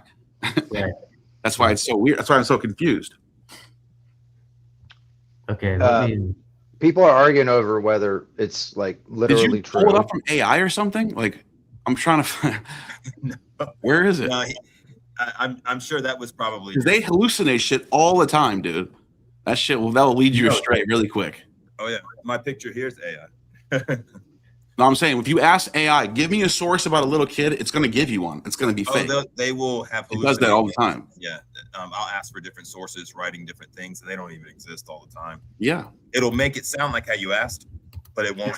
One time it was like Plutarch in this book says that Osiris had 12 disciples and was crucified. I was like, what? I immediately ran to my Plutarch, pulled it up, and I was like, and I typed back in, I can't find it. Is there a different source? And then literally the next thing was, I got to be real with you. I hallucinated that source. The AI said that. Oh my god. Yeah. So I'm like, fuck AI, dude. Okay. AI is cool for like maybe editing like some paragraphs and stuff. It'll you know, grammar or something like that. You know, APA citations. You know. Tiger Shark. No offense, but you just read this quote. So yeah, the book is in his work. Map is not territory. Have you read that? In the paragraphs of ritual. Yeah. So I actually have it here. This is the quote. The young man Dionysios who's appeared at the moment of the rest, who flees naked, leaving his linen cloth behind. Can you share your screen? Yeah, I can share. Yeah. How do I share? E-calls mentioning the Mark II, the second Mark. How it was a resurrected young man, you know, but the Romans didn't want to talk about another resurrection. So I heard a priest talking about that in the fucking Garden of Gethsemane too. He was on scene and he was like, it was a resurrected child, but the Romans didn't want to tell anybody about it. The fact, though, that we're using the word resurrection as if it means some kind of narrative plot point, like we're talking about it, is the incorrect use of the word fucking resurrection. They did not speak like we think and speak right now, and we are in a false dialectic. It's either literally true or some kind of metaphorical knowledge that you can know in your head. When they're symbolic cultic texts, they're operations for the other people to engage in and create that experience or engineer that. And when they got away from the drugs and stuff, they started adding the extra Plato's Cave shit in there. I have the timeline of when this language shift happened, and like the way. What do you mean language shift? Oh, okay. Well, I mean, I got all my slides, dog. Anastasis means to rise. It literally means ana, up, stasis, rise up. It just means rise up. It's a very simple Greek word. It doesn't have any. It goes from the early Middle Ages onto the modern era. Language becomes more of an abstraction. Knowledge becomes some kind of thing you think you can repeat and know in your head. Gnosis is a physical transformation of a person. It has nothing to do with a thought you have or anything like that. In the same way, logos isn't any kind of abstract or objective recollection of anything. It's how you move and how you reason and how you reckon. It's very sophisticated how they were speaking, and they had loaded terms, and all of these cultic tech words are freaking loaded, right? And they're operative, and they line up with all of the rituals that Tiger Shark is showing everywhere else. And when the classicists start to see it, it's like hard to unsee it, right? But like everything else, you know Greek ideas. I know a little bit of ancient Greek. I have the whole slide breakdown. I mean, if you want to walk through it. How do you know all this then? How do you know all these languages are all loaded terms? Where'd you get this information? Like, did you just think of it yourself? Or? No, it's on my slides. I got your slides on my share screen. If you want Gnostic, I have. Where's the Jonathan Z. Smith's quote, dude? I thought we just read it. About a 10-year-old kid. You said it. You read a quote that had a 10-year-old kid in it, and I just want to see the quote. Because that would have been if you really do, if you have that, dude, you're going to convince me. You're going to convince me that there's something to this. I'm literally trying to help, like, work with you. That's why I'm being so kind of. Got their. You read it. Yeah, dude, I read the quote. I'm getting the fucking book open. You want to see the book? I got the book. Yeah, that was Chase's slides. Well, where have you read it 5 minutes ago? Where it just disappeared? They would smash everything. So no, I'm looking at it. I was trying to share my screen. I'm trying to share my screen, but it's apparently not. Okay. This is the one that has the 10-year-old kid in it. This one is the one where he lays out the Dionysios. Yeah. Okay, let's go. You guys want to go read this shit? I mean, go ahead. I mean, I'm not. It's fucking 9 pages. Well, you just read a quote from him about 10 minutes ago about a 10-year-old kid being a I just dropped the quote in the chat, dude. Read it. What did you read 10 minutes ago that said that the Dionysios was 10 years old? You literally quoted Jonathan Z. Smith. Yeah. Said the 10-year-old child is perfect to be the Dionysios. You said something along the lines of the 10-year-old child is perfect for the ritual and mark and whatever. That's what you said. Yes. Where's that quote? This is convincing me, dude. I'm not like denying this. I'm trying to find out I'm trying to learn. I don't just think words for shit. Right. I want to see it with my own eyes. All right. And I'm trying to get the easiest route for you because you're asking me you said pull the text, then do this. So I'm gonna get the one with the 10-year-old quote in it. Let me pull it up because I put it away because I had to get this other one. Sorry, I'm working off. That's the one I was asking for. One fucking thing here. Am I still sharing my screen or no? No. Okay. Yeah. riffed on something else. So let me grab it. I have two computers my on. issue here is I'm telling you guys why I'm getting frustrated. Because it seems like what's going on is people will go to stuff that everyone agrees on and go, oh, look at this text over here has a ritual involving some kids, and this one has a ritual involving some linen cloth, and this is a text where Anat puts purple on, and therefore we can put it all together. We could just stick it on for Mark 14. Mark 14 is definitely saying all this stuff. We never said anything about purple. What do you? I'm talking about people in general. I'm not talking about you. I'm talking about this is the arguments that I hear from people. I see what you're saying. And they're like throw this source at me, throw this source. But if I tell them, just presuppose you don't know any of that stuff. Pretend you don't even know anything about anything, and you just read Mark 14 fresh. Do you see any of that stuff? And people just don't know. I don't think people know how to do that. Like, they don't want to let evidence just fall where it sits. They always want to presuppose something before they read it. Now, does that mean that whoever wrote Mark could have been putting something cryptic in there that we in 2,000 years later might not be able to pick up? That's possible. Yeah. There's no way to get to it. That's why it's like, I don't know. This is tough. It's frustrating. I'm trying to be as objective about this as possible. That's why when you asked me, what do you think about Mark 14? I said, I don't know. And you said, well, you don't know anything then. Dude, I'm being cautious. I have a lot of thoughts about Mark 14, but I don't have any dogmatic opinion on it. So it's like, that doesn't mean I don't know anything. It just means I'm telling you that my opinion on Mark 14 is I'm hands off right now. It doesn't make it. Something's going on. It doesn't make any sense in Mark 14. You know yeah, what I but mean? you said earlier that you don't even think it's a ritual, right? I don't know if it's a ritual. Yeah. I mean, I want to look at my slides. Praying is a ritual, so yeah, I guess it's some sort of ritual thing going on. He's praying. I don't know what the kid is doing. I don't know if the kid is. What would the point of them having a Greek ritual, writing to a Greek audience? Why would they do that? Well, you're presupposing Greek ritual. Let's presuppose it. That's fine. But look at the language. Okay, so you're saying there's a ritual in Mark, and they're trying to sort of do to a Greek audience. They're trying to do a dog whistle, if you will. Yes. They're trying to just syncretize Christianity to the Greek. And I would say, what's the dog whistle? Like, what do we? I don't know. Language. Let me show you the language. Do you know the language? No offense, but do you know? I have my slides. I don't know if I know the language. Aren't seeing it. Are we? Can I run through it? Show your slide. Did you find that quote? I really want to see this Jonathan Z. Smith quote. You read it. Like that'll give him time to look for the quote. Yeah, I'm getting it. I just think it's weird that you read it already and it's gone already. No, I have that quote, but I don't think that's going to be big enough for you. So Smith focused on how the ritual time works. He suggested that the 10-year-old or young adolescent, he doesn't say specifically 10, but he says young adolescent. So why did you read 10 then? Why did you read to me 10 then? Because in all the other ritual contexts. Wait, whoa, dude. Does it matter if they're 10 or if they're a young adolescent? What is the difference? No, look, I'm not trying to get combative here, but you read a quote to us and all my 800 people watching from Jonathan Z. Smith, and you changed what he said and added your own 10-year-olds in there. But what's the difference between a 10-year-old and a young child? What's the difference? Because you're being specific, and then once you get specific, I need to know what you mean by that. Okay, so young child. Yeah, but why did you say 10? Adolescent? Why did you say 10 when you were reading his quote? Oh, well, I don't know. Who cares? Try to operation. You come on here. You got to be honest about the information, dude. The 10-year-old Greek ritual. Young child, same thing to me. Oh, but you read Jonathan Z. Smith. You quoted him verbatim, and you said something along the lines of, and the 10-year-old child is the perfect candidate for what's going on in Mark 14. You said something along those lines. The 10-year-old child that is in the Greek ritual, he's himself in his work is calling a young adolescent. And it was a perfect vessel for the stories because they are liminal in the transition. But Tiger, why did you say 10 when you read it before? Because this is what it says, dude. I'm reading it.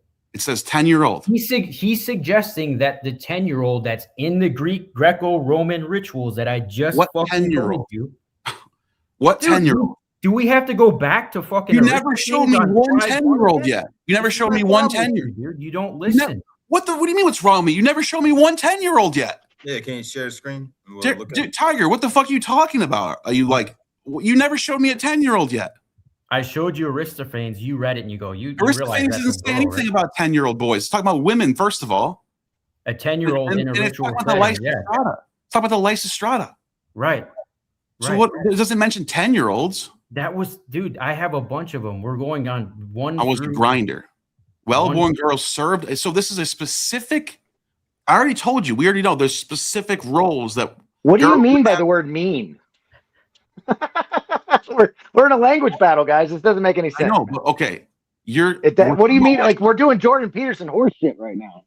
No, we're not. You quoted him, and you said the quote came out of his mouth about 10. Young initiate, young child in an operation.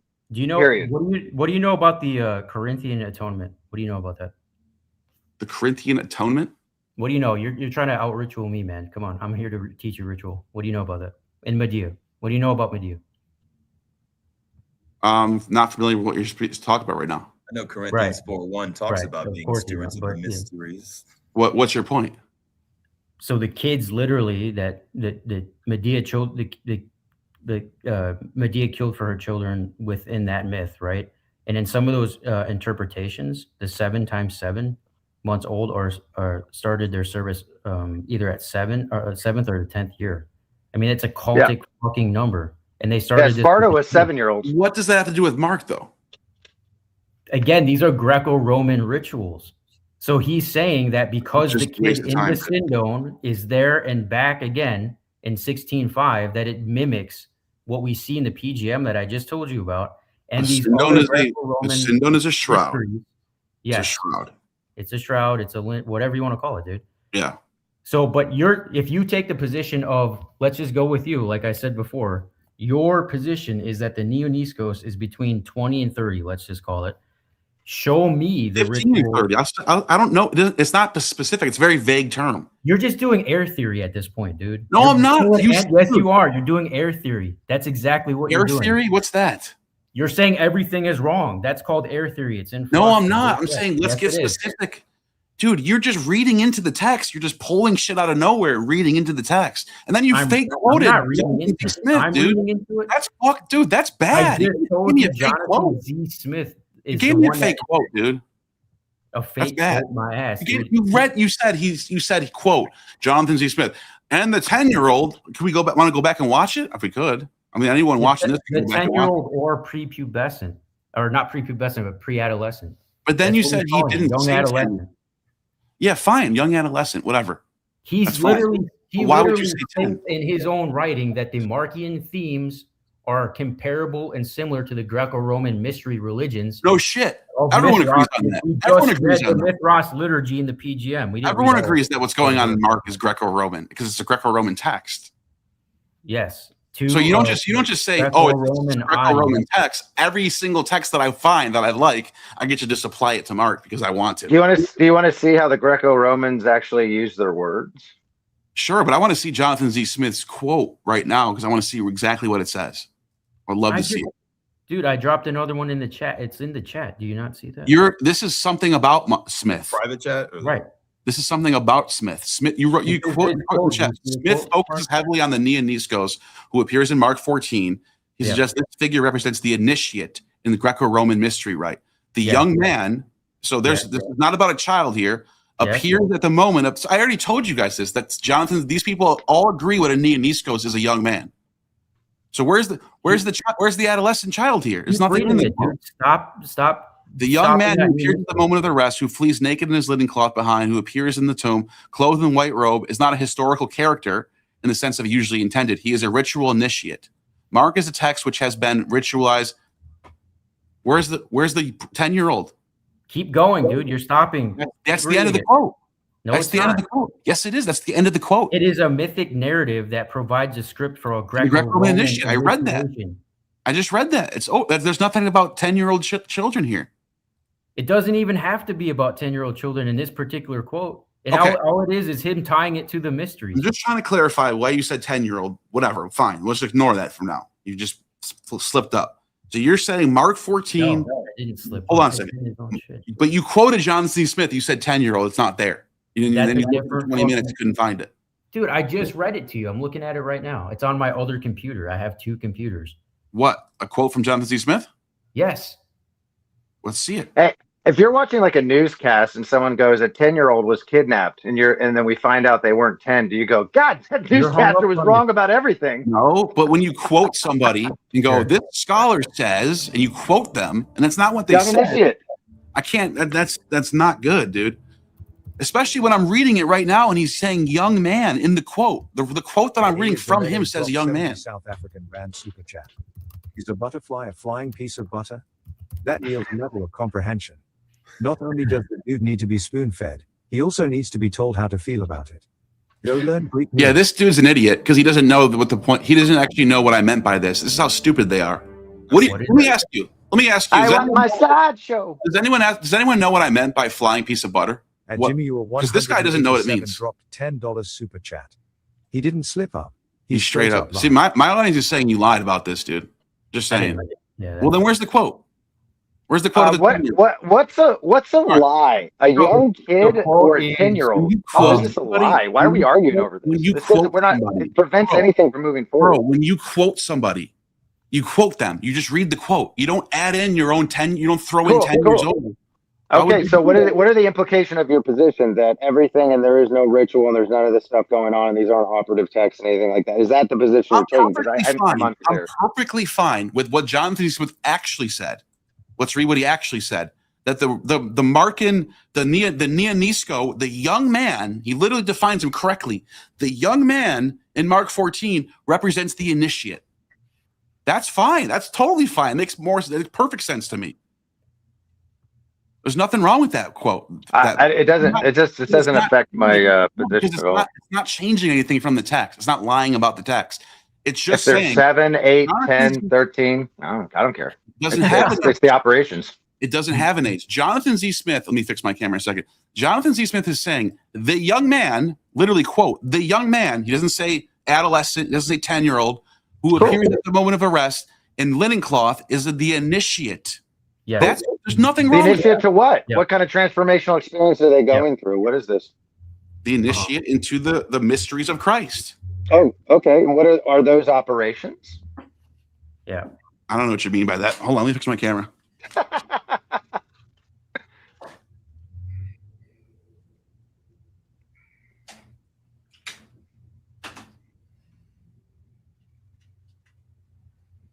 No signal. And that happened to me last time, dude. My cat scooted across my desk. I had this janky little. It's still kind of janky, but man, she just took the whole sucker down. All right, so what I'm reading here, the actual Jonathan Z. Smith quote, I'm perfectly fine with. I have zero qualms with this one. That if somebody theorizes that what's going on in Mark 14 is a young man being ritually initiated into Christ somehow, that makes just as much sense as the other people who say they think Jesus was resurrecting somebody. To me, they're both both equally fine in my opinion. They're both trying to make a stab at it, what they're not doing. Perfect.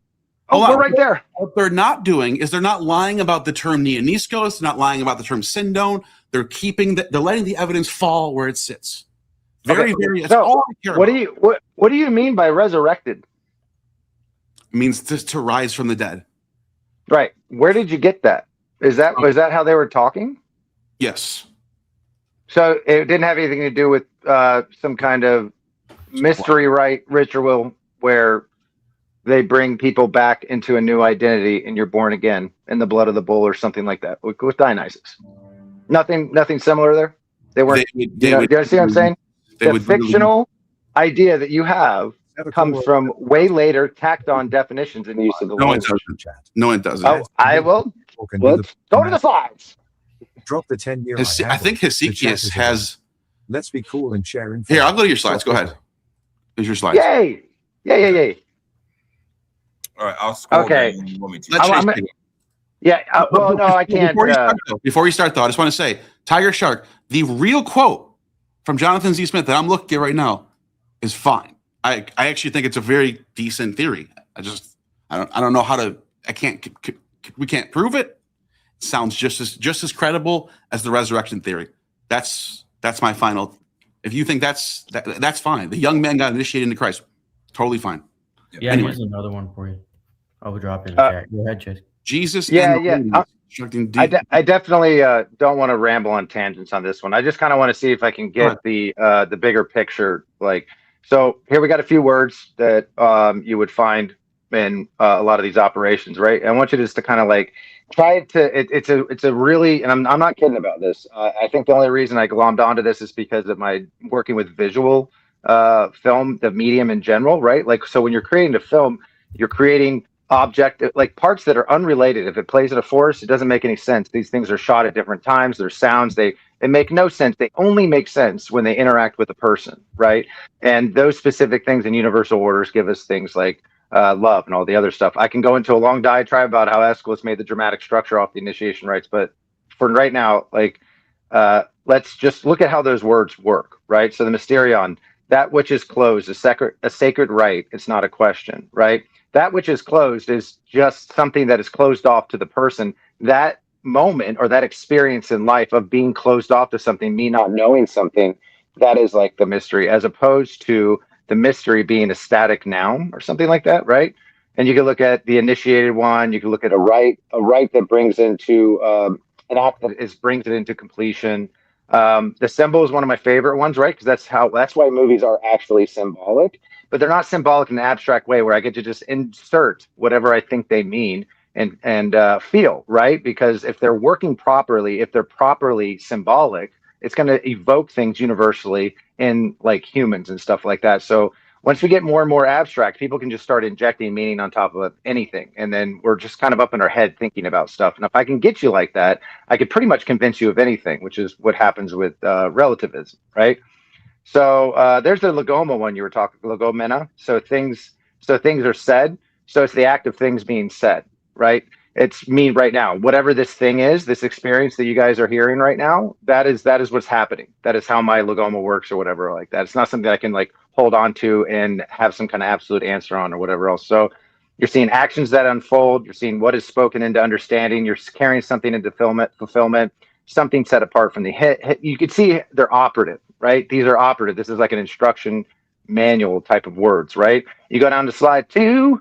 I'm sorry, I know I'm gonna get off on tangents. No, you can sit on it. Me and Tiger were going at it for a minute, so you could take over for a little bit. Yeah, and fair game for that, for quotes and stuff.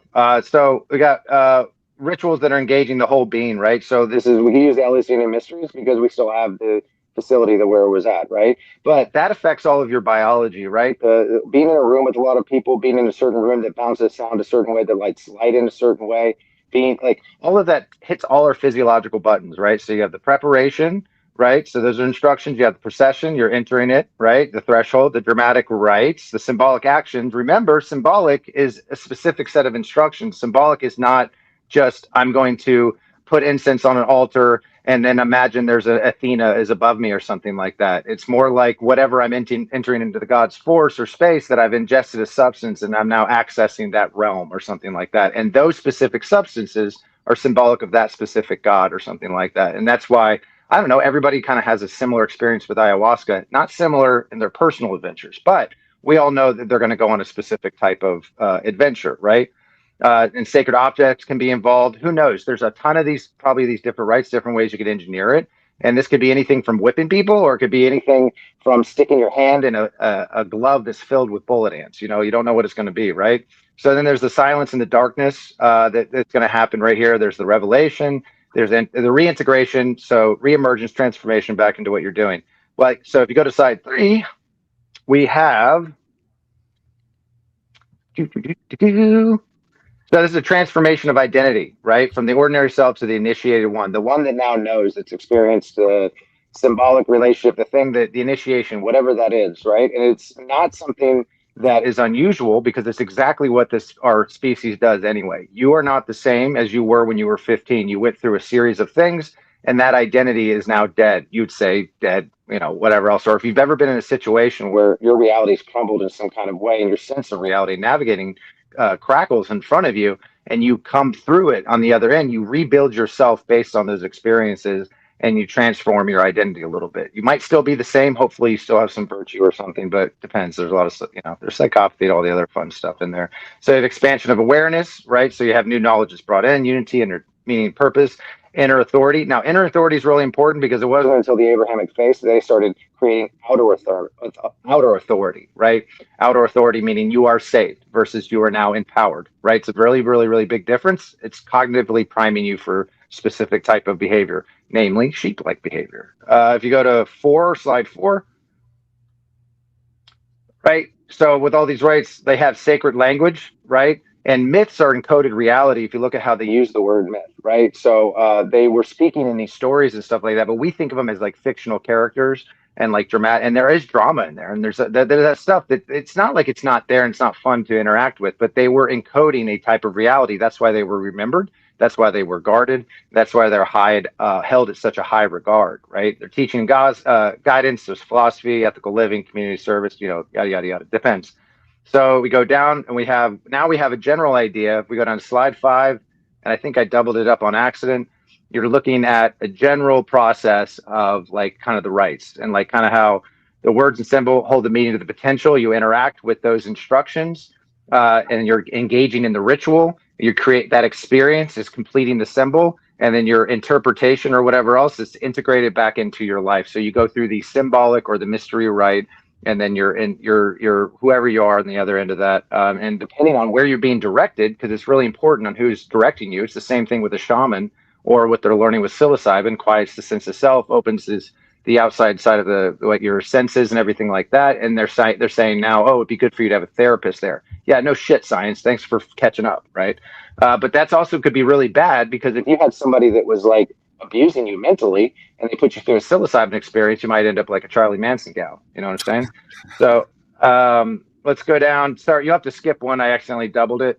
And then so we don't have to go through all of these, but like this would make sense that this would be something integral to your society, right? That you would want to develop these rites of passage. One, you need certain rites of passage that make sure a man's a man, right? We aren't what we think or what we think will be in the moment. We are what we are under pressure. So you're going to want your youth to be going through something that pressures them to some kind of sense of like edge of reality like that, and they find out who they are. Know thyself, right? So when they get out there and they have to wrestle with a bear or fight some barbarians coming over the hill, they're going to know whether they have the courage to face death, because maybe they don't fear death anymore. Sound familiar?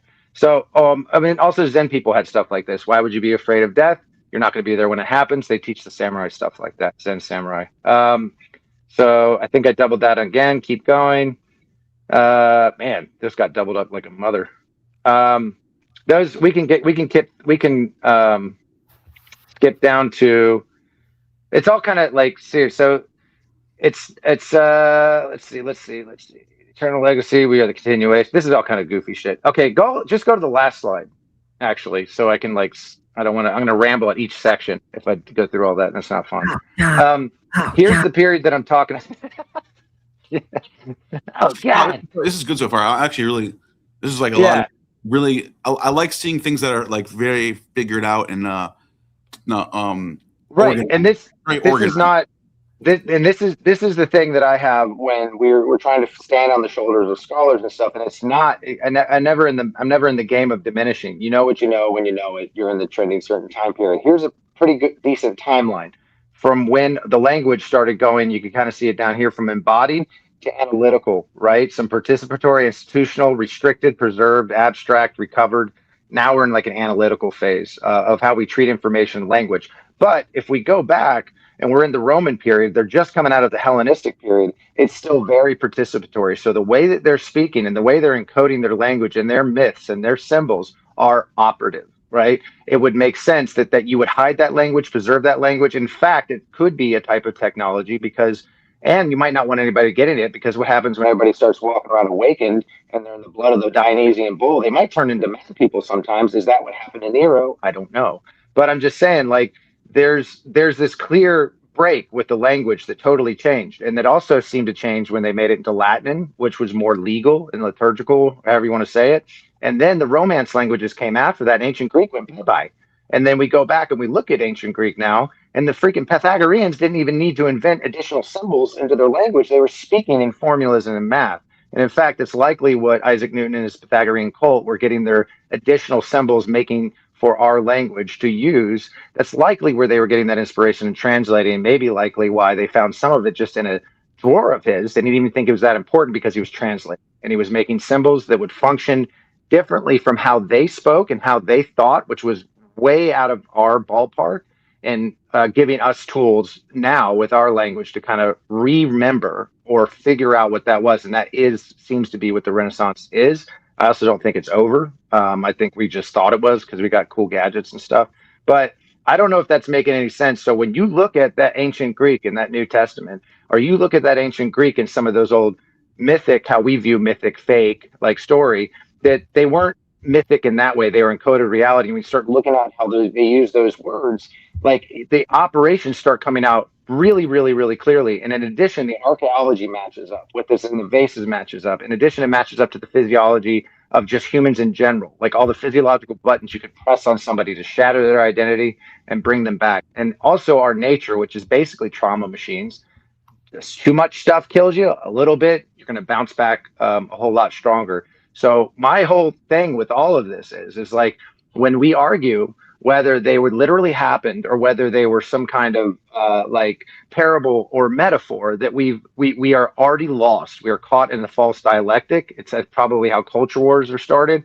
And we're up in our heads looking for some kind of like answer or knowledge or position to argue from, while not experiencing living, and also like knowing the good and the bad that came before us. Because a lot of these cult rituals, and by no means am I condoning what the hell they were doing, or do we even have a full grasp of what they were doing, but they were operative texts. They weren't like literal accounts of things, and they weren't like fictional parables. And that kind of thinking got pressed onto it way later. And it also becomes a way to convince people that they're special or something like that too, right? I could Joseph Smith golden tablet any group of people and then tell them, like, make up like a history about something. And unless there's archaeological evidence or people value that to bring it up, you will go on and be primed in your life to believe that and act on it, right? That would make sense from a tyrannical class of why they cut off the education and all the other thing. Now, is it one person? I don't think so. I think this is over a very, like, these are stretches of times, hundreds of years, families and stuff like that. But the fact that these are such important texts and everybody is so fascinated with them, and they rule the world still, they're still influencing everybody. And on a sober point of view, you can still be born again. You can still go through that experience. I went through it. It's real. I might have been 14 years old, but you feel like you're a piece of shit and all this stuff's going on. The world's scary and oh my God, all these things are going on. And then you just give all that burden to Jesus. And then it fucking feels lighter and greater. You just really believe it, whatever, you know, that is. It's a physiological change. And at the end of it, they don't say you were empowered. They say, I gave that to you. You were saved. He gave that to you. Now, give me all your things, sell all your belongings and follow me. And that seems to be like kind of the model of the modern church. So even when you're sober, the process of these patterns, and follow an evangelical church when they have the opening music, the highs and the lows, the types of enthusiasm that which enthusiasm would have been actually you're containing a sense of a God, like a power, a force, not an actual anthropomorphized being or something. But anyway, the charismatic leader that's up there speaking, how they can do that, and how they can put you into a rhythm and kind of hypnotize you, all the other stuff. And that'll get me on a whole nother tangent when I start going down that one, because that's exactly who the Magi were. And there's tons of records of them doing this shit. Not only that, there's records of them giving people drugs and then telling them and saving them, which drugs, in our opinion, our connotation is negative. In that context, it could have been medicine, just like ayahuasca is jungle medicine for people, right?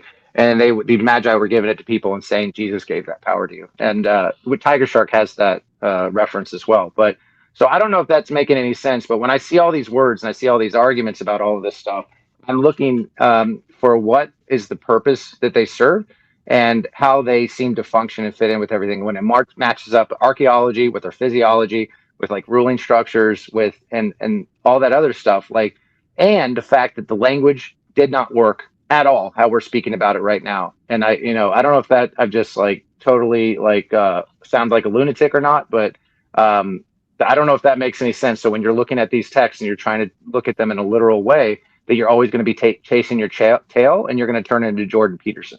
So Well, I have a few. I think it was a great presentation. I obviously don't agree with everything you said.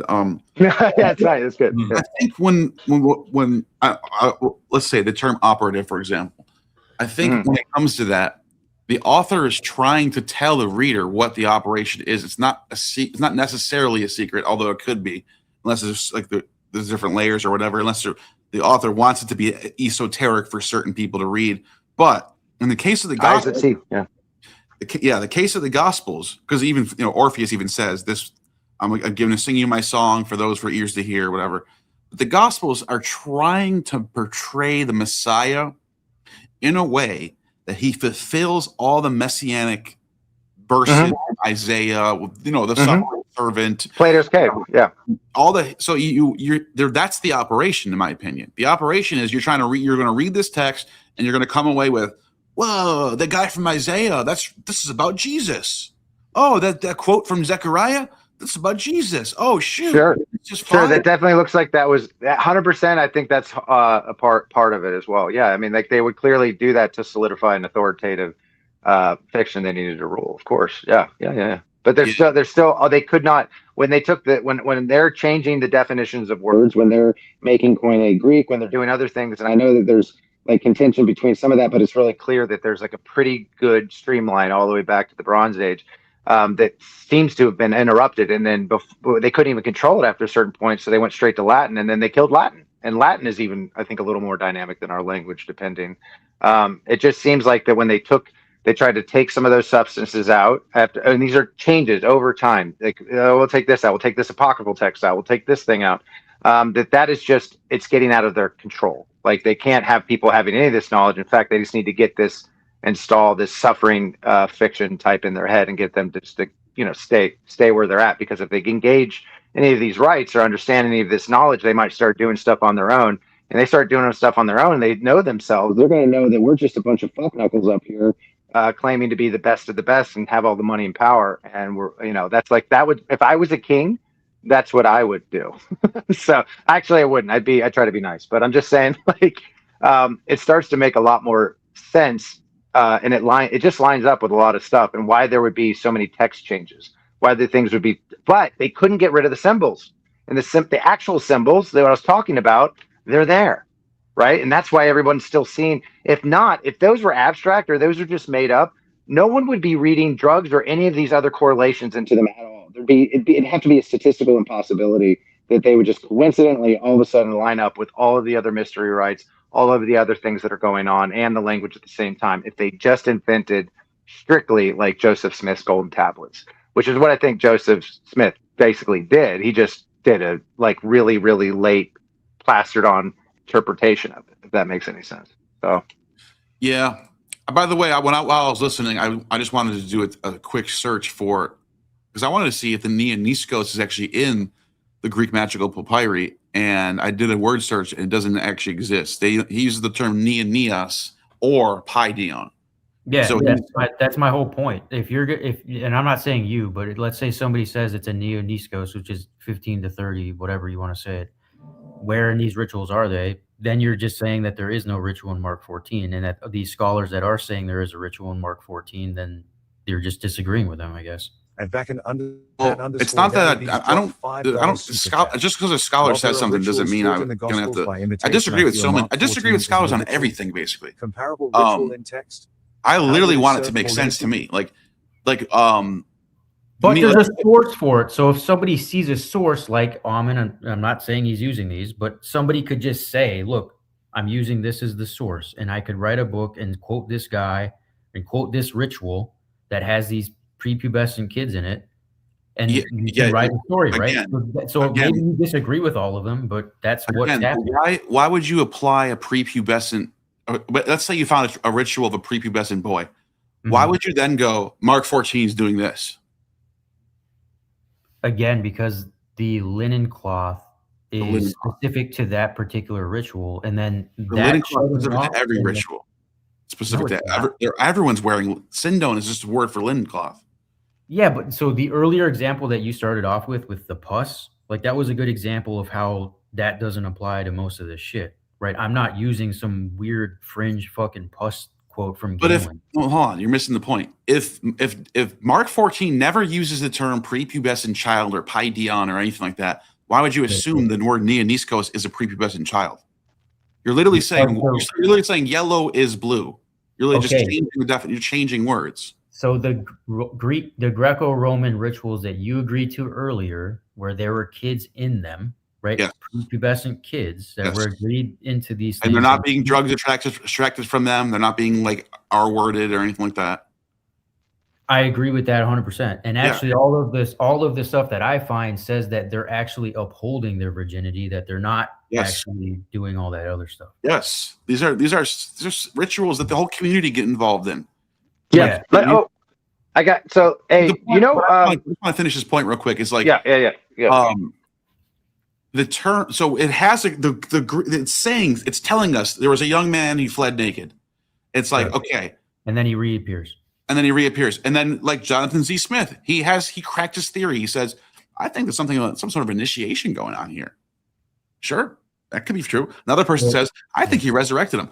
Notice how none of them are changing anything. They're not changing the term deaf. He didn't say 10-year-old. He didn't say prepubescent. Nobody's changing anything. They're just they're just making a theory based on the data. Well, I put another one in there. Judith Gundry is another one that says she thinks it's a prepubescent child. Peter Ben Smith. Where? What's the quote? What's the quote? Hold on. You can't just say that. You got to show us a quote. Okay. I mean, the boy servant is. What's the quote? You just listed some name. What's the quote? Let me get you quotes, man. Well, I mean, you can't just come on here and just say this person agrees with me. It's a prepubestent child. That's weasel word. I'm not even. You're attacking me like I'm the person. No, but I want to be convinced by this. This is why I'm so serious right now. I want to know why they think this, where they got the idea that, because it's literally like saying a fat man is actually a skinny man, or if I said a girl with long hair actually is bald. Like you're literally changing what the word means, and I want to know why. I want to know why they think it's prepubescent when there's not a single source that ever says that. Okay. Yeah. Would it maybe be fair to say that? And I'm just looking at stuff real quick. I use in Witch Doctor Christianity. I put a picture of David being anointed, and there's a bunch. I'm not saying that they're accurate. There's a bunch of renditions of David being prepubescent. So if this is a sequel in a way to the old, I'm looking at some pictures right now and stuff. Everyone's prepubescent at some point in their life. Does that they're mean getting anointed with the horn of oil and he's young? Yeah, I don't know. I think he's older than that. I think he's older than that.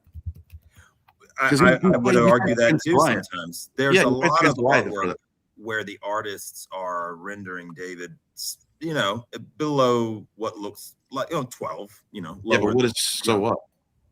It doesn't mean anything. It's an artist rendition. There's a bunch of artist renditions that bring up a lot of questionable stuff. Yeah, but I don't understand. That might mean that someone else thought the same thing. Why does everyone want Neoniskos to be a prepubescent child? The youth are highly malleable, dude. They're identity forming, they're loyalty forming, they're high risking. If you're going to build an army, or if you're going to cause a problem, which there's lots of examples of Rome and other civilizations before going and breaking up people that are doing Pied Piper shit with excess males that don't have any way to contribute. If you're going to get someone to become a true believer and all that other stuff, you need to catch them right at their identity formation, right? There's that. What does that do with Mark 14 though? We're already getting off like. Okay, this is the quote from her. I'll read it. I just put it in the chat. The term Neoniskos can refer to a range of ages, but in the placement here, the context, alongside the motif of childlike following, suggests a figure that has not yet reached the status of a man, Anner. In the social world of Mediterranean, this often points toward the prepubescent or early adolescent stage where the child is still under the direct protection or sphere of the household. Who's this? Judith Gundry, theologian? Mm-hmm. Yale Divinity School? Mm-hmm. Yeah, I don't know why she would think that. Like literally, she's just another one it makes no sense. Why would you everybody that you disagree with is just making shit up? No. Look at this. Let's go back to square one. Neoniskos. We have how do you find out what Neoniskos is? You just ask a scholar, and then they tell you. I'm not fighting you on the word. You guys both said we don't know the language like they do, right? I'm not fighting you on the word. No, I just kind of showed you how it works. Didn't you say that though? We don't know the language like they do, right? No, I'm saying we're building theories and ideas off of a false idea of how the language actually works. Stop that. We have sources where they tell us this. We're not fighting you on the ages. I know. So why if nobody has ever if I can't even find a single primary source. Okay, now hear me out. Nia Niskos is a child. Okay, then I don't know what to say. Hear me out. So yes, we're not fighting you that the word in most contexts is described as being, from what I find, 15 to 30, right? But what these scholars are saying is that particular character in the text is actually they're cultic, fitting the ritual of a prepubescent child in the Greco-Roman world, not of the 15 to 30, because it gets back to my original premise. If you're saying it's a 15 to 30-year-old and that is a ritual, what ritual is it mimicking, and why would they bring that ritual up, which we know of? You can look up, just type in fucking Google Greek ritual with 15 to 20-year-old Neoniskos, and it will tell you, and they're nothing with the linens, or anything like that. All of the Sindon and linens are with the prepubescent kids. No, they're not. Around 7 and 10 years old. They're not always with the prepubescent. Not always, but yeah, you can't say that. The majority of them. It doesn't make it. None of this makes sense. By the way, what book is that from? Because I typed it in Gemini. I said, "What book is this from?" And it says, This does not appear to be a direct quote from Judith Gundry. It's the least and the greatest children in the New Testament, 2001. Least and the greatest. Do you have the book in front of you, by any chance? I can pull it up. It says, if you found this in a paper or set of notes, it is likely the author is interpreting Gundry's broader arguments about the precarious presence of children and applying them to the Neoniskos figure. So imagine though, like you think a story about let's see what you're looking at. All right. Share your screen. Let's see what you're looking at. I'm getting because I like literally my next step. I'm not kidding. This is how serious I am about this. My next step is it's just such a bizarre thing that people are this one passage. People are so it cracks it all open. Make it no, it doesn't because maybe it does. Okay, maybe it does for you, but it's just weird. How so many people there's so many people who want this term to mean something else without any basis of it. It's just it's a transitional age before maturity for a young person. So I don't know what that age was. In Sparta, it was 7 years old. In another culture, it might be another age. I don't know. You know? Yeah. What's share your screen, Tiger Shark? Okay. I'm on Sage Journals, but I can't download the paper. So let me just show us what you're looking at.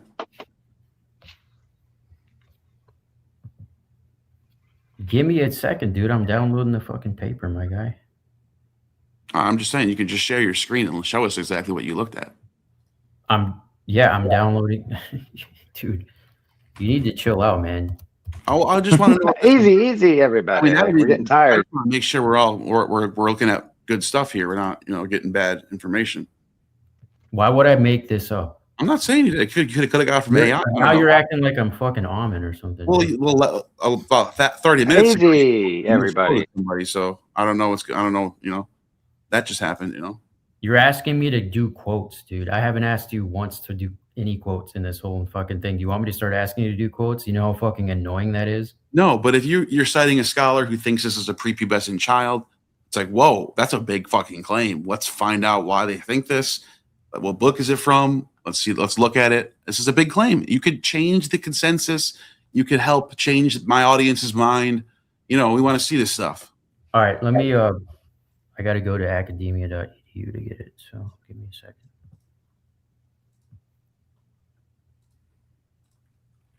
My AI thinks that you got a fake quote. Just saying. It happened to me before. My AI versus your AI. Well, okay. I want to do something fun. I'm hoping I'm I wrong. want to do something just real fun. Okay. So when I say operative, right? You read a story about Cupid firing an arrow and people fall in love. So let's bypass all the hoo-ha with the mystery stuff. All right. So if I interpret that as like, oh man, the writer was telling me about this little winged little thing flying around shooting arrows, and they really believe that. That was weird. That's crazy. And I guess this is an important story, and I guess there's a metaphor to why that thing I don't know, like wanted to fire arrows or something, right? But the arrows are sudden attraction, loss of rational control, compulsion towards union, and a physiological and psychological shift that at the moment of impact, it instantly changes somebody in love. And if you've ever been in love with anybody, which I've had a couple examples of them, but I've had one real one hit me real hard.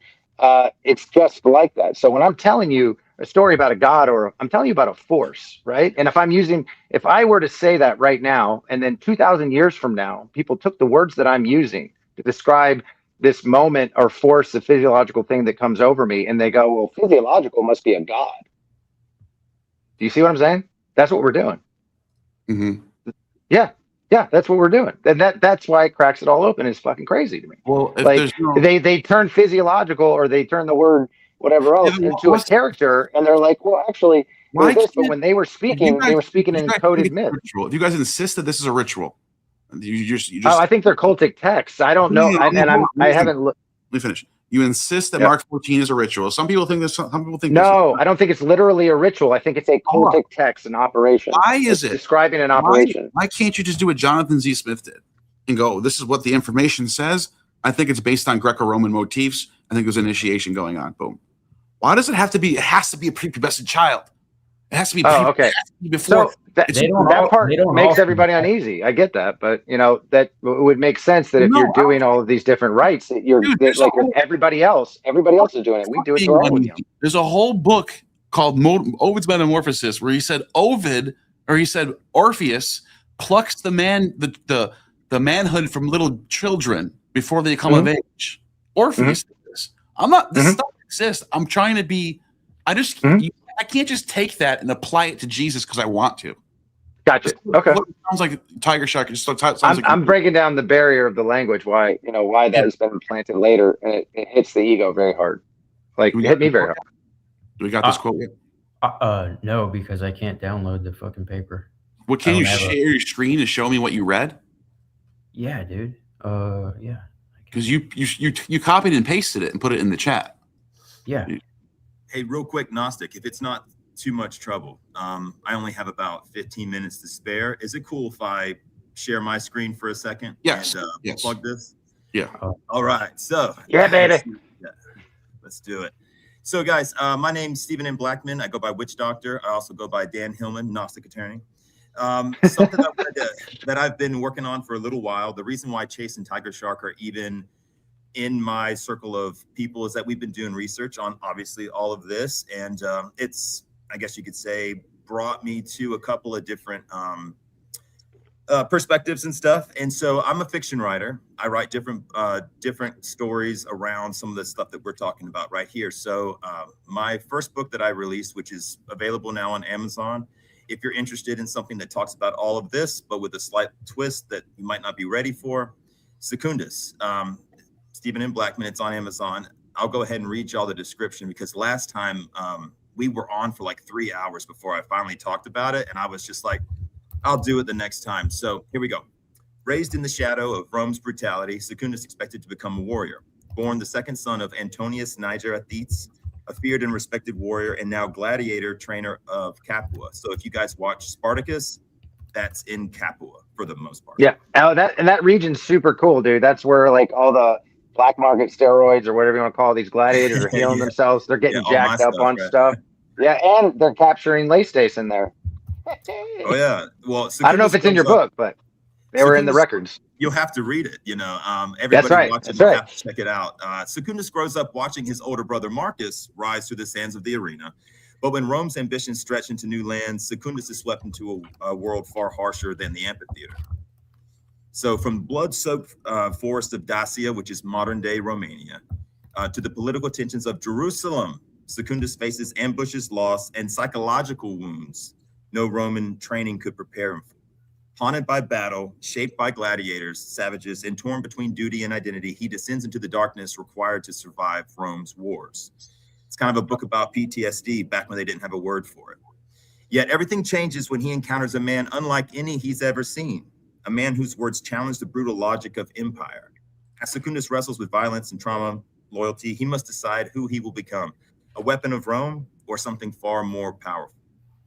So you can check this out. And if you also, let's see, real fast, I'll type in, there is a prequel to this that I released not too long ago. It's only on Kindle. Antonius. So his father's a gladiator instructor. And so everybody wants to know who this mysterious, badass, untold prophecy type of warrior is.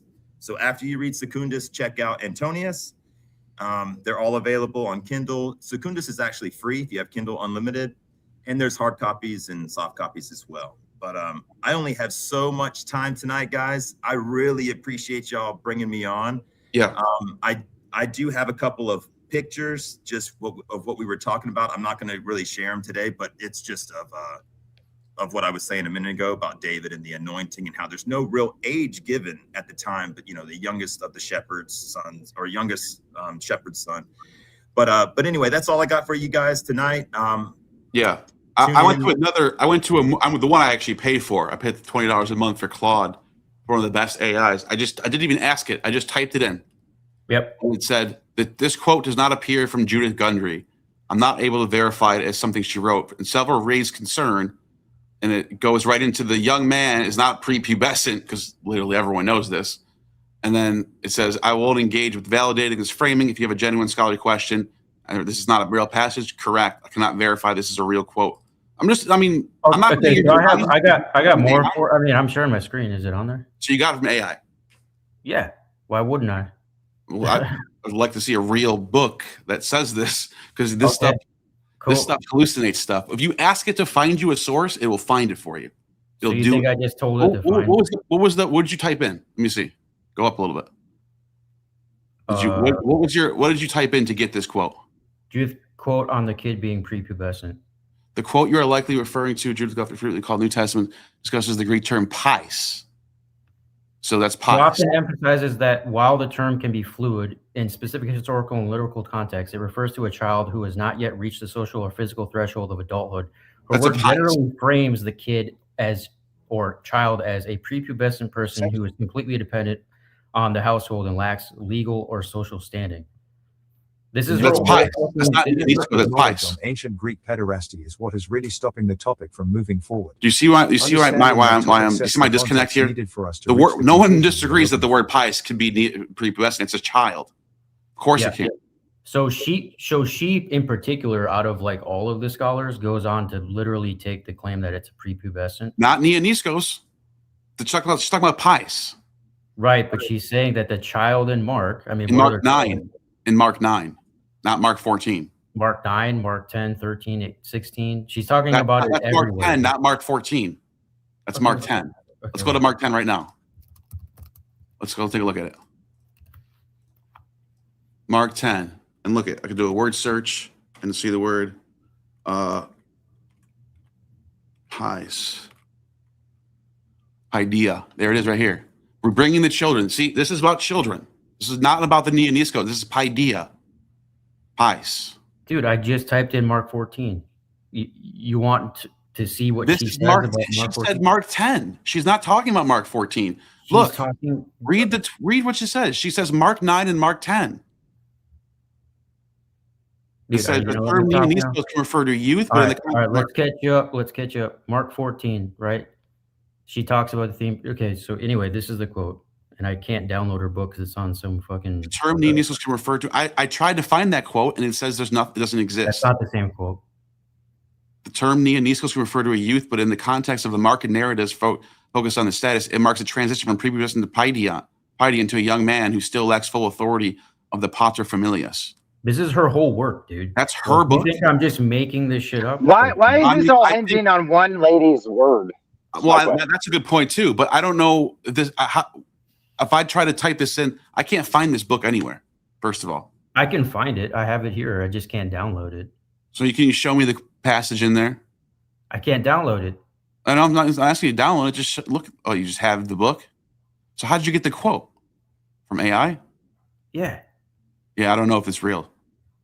I mean, you're gonna sit there and say It doesn't everything, make sense that anyone. everything about AI is just hallucinating every fucking thing on the planet. It does a lot. It does a lot. It does. So how are you gonna prove that? I mean, well, prove it. I'm just. I asked 2 different What, AI what, servers. what quote from a scholar says that it's I typed in the quote 15 in to 30-year-old kid? I mean, I where is typed the that? quote in Gemini. You're using Gemini, so am I. I Pull typed it the up, quote dude. in Gemini, and it said it's not even real. Pull it up, dude. Pull up Pull Gemini. up your quotes. No, pull up your quotes to say that it's not prepubescent. I already showed you that. Pull up your. I want to see quotes, man. Where's the quotes? Here you go. Aristophanes, fragments.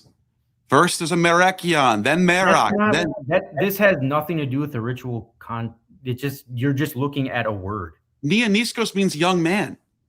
Okay, I'm not disagreeing with you, but is in the ritual context, show me where Neoniskos is a ritual with a linen cloth.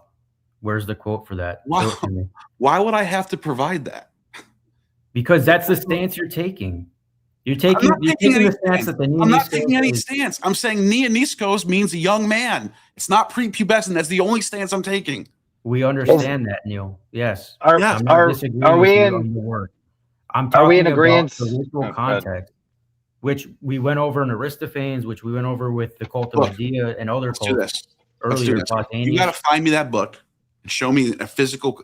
I mean, get the book somehow, because I'm trying to find this quote and it's not coming up. He's not the only one, dude. That can you type? I've never seen a single person ever say Neoniskos means a young prepubescent child. You gave me 2 fake quotes today. I did not give you 2 fake quotes, dude. Wait, so the one that you gave me in the private chat about Judith Guthrie, that's a real quote? You just keep saying everything that I fucking am giving you is bullshit. Yeah, you gave me 2 fake quotes today, dude. No, I didn't. Are we in agreement that these are cult texts or no? Right? Can anyone else pull up their AI and type in this quote right now? Why is it? I literally typed it into Claude. I just typed it in. I didn't even say anything. I just took the quote and hit enter, and it says this does not appear in any books at all.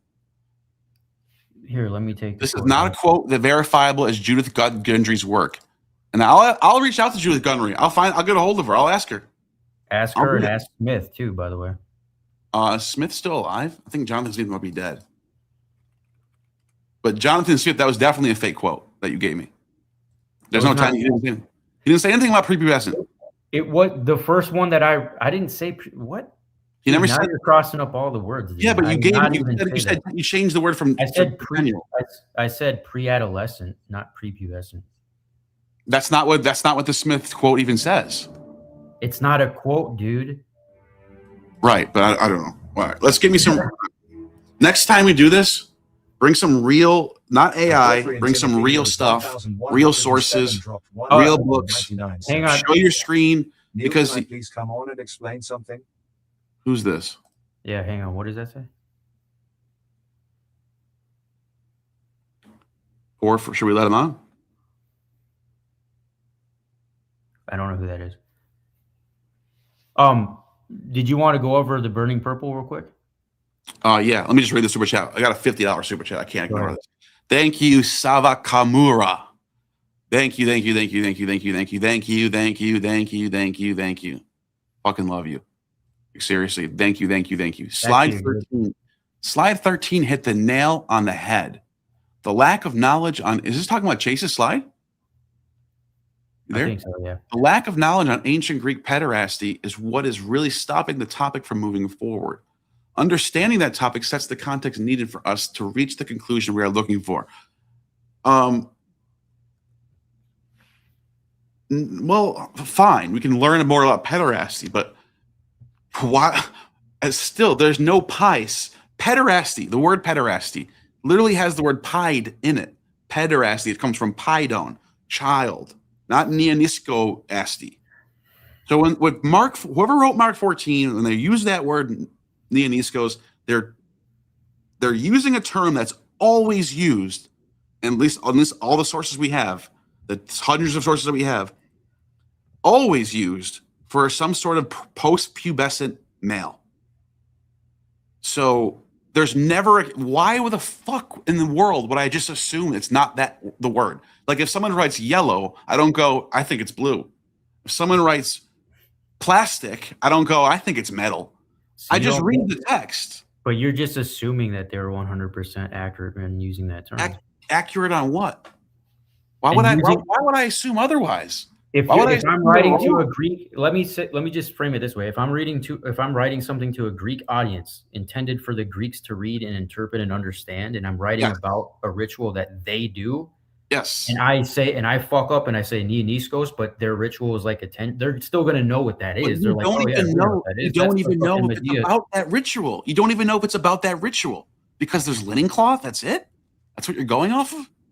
It's not just No, linen because cloth, of all it's of it. the prayer, All of it. it's the Because of all of kid, it. It's the What about the ones? representation of the What about kid. the ones with people who are older initiates? So then you're taking. I don't really care about the age, but all the rites are mirrored all the way back to Medea, man. That's when you start getting into the real thing, the recaptured of it. You think initiates are always prepubescent? Always? No. Okay. Oh no, it Not- depends, but the liminal age is the most important because you can't. It's very difficult to do it with I think older adults, especially if you're forming like some kind of control over it, right? You know. So and also it's different if you make it an empowerment right versus you make it a sheep right. I know sources about the Elozini mysteries of grown adults getting initiated into the mysteries. Yeah, because it was and they're also empowering. having a It lot was of sex, empowering. which is That's a wrong. big difference. You're not Kids aren't saved, allowed. you're empowered. Philip and the mother of Alexander, Olympias, got initiated into the Elozinian mystery, or on the Samuel mysteries when they got married. Yes, the rites were about empowerment. They were about empowering them, right? Are saved. This is because of this out. When I catch you right at the end of that experience where your identity is broken down and then you're rebuilding yourself, and that whole experience you just went through, I go, actually, you know what? This guy that I serve gave it to you, and you're going to need to sell your things and start following me because that's how you're going to get it from now on. As opposed to I empower you with like, look at how powerful your nature is inside of you, washed in the blood of a bull. Bull is much different than a sheep. Like, think about the strategic nature of that and why you'd want to do that with youth. Why would Hitler want to capture the youth? Why would we want to capture our own youth? Right? It starts to become empowerment is a totally different process. I typed in a real quote from a real book, and Matt immediately knows what it is. When I typed in that quote, it doesn't know what it is at all. It thinks this is a fake quote from Judith Gundry. So look, dude, I don't think you intentionally tried to lie to me today, but maybe you just got tricked by AI. But that's That's a dumb, retarded stance to have, dude. There's not a single. I've never seen a single source anywhere that says Nioniskos is prepubescent. And today you try to give me two from scholars with PhDs. I did not try to give you, dude. They're not trying to reinterpret the word to say Nioniskos means 10 or 12-year-old kid. You're totally not even thinking about those this in the quotes right aren't way. even real, though. They're real.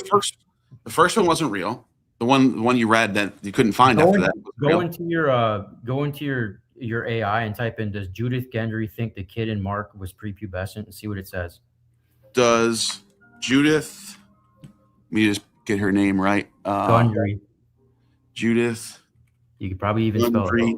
Think the Nioniskos in Mark 14 is prepubescent. It says, share your screen, dude. Based on I'll share my screen. It's still typing it up right now.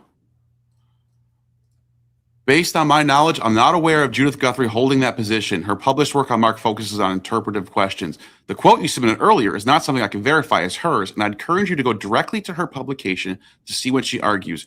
Her key work on Mark is Mark in the new International Bible Commentary series. If you want to look up her position on Nioniskos Mark 14, and searching that commentary directly would be a reliable route. I will not speculate on that. I cannot verify what she wrote. So it's saying like some really terrible AI that you have. This is the one. This is Claude. This is the best AI around. That's debatable, but this seems terrible. Claude is the best, dude. This seems like a terrible fucking. It's $20 a month. So you can't even type in if Judith Gendry's whole position is if the child, because it's she never said that, dude. You just got your AI told you that it's not real. That's some bullshit, dude. Well, then show me the book. Her papers are literally. Dude, if you're doing research with AI, you're gonna be fucked up, dude. I'm telling you. Yeah, okay. You're just asking AI for questions. You're gonna get fucked up. You don't think so? You don't. So you have a better education than me and a better job than I do. Is that what you're telling me? What about job? What do you mean job? Dude. You're saying that if I use the AI, that you don't think I use the AI to get where I'm at today in my life?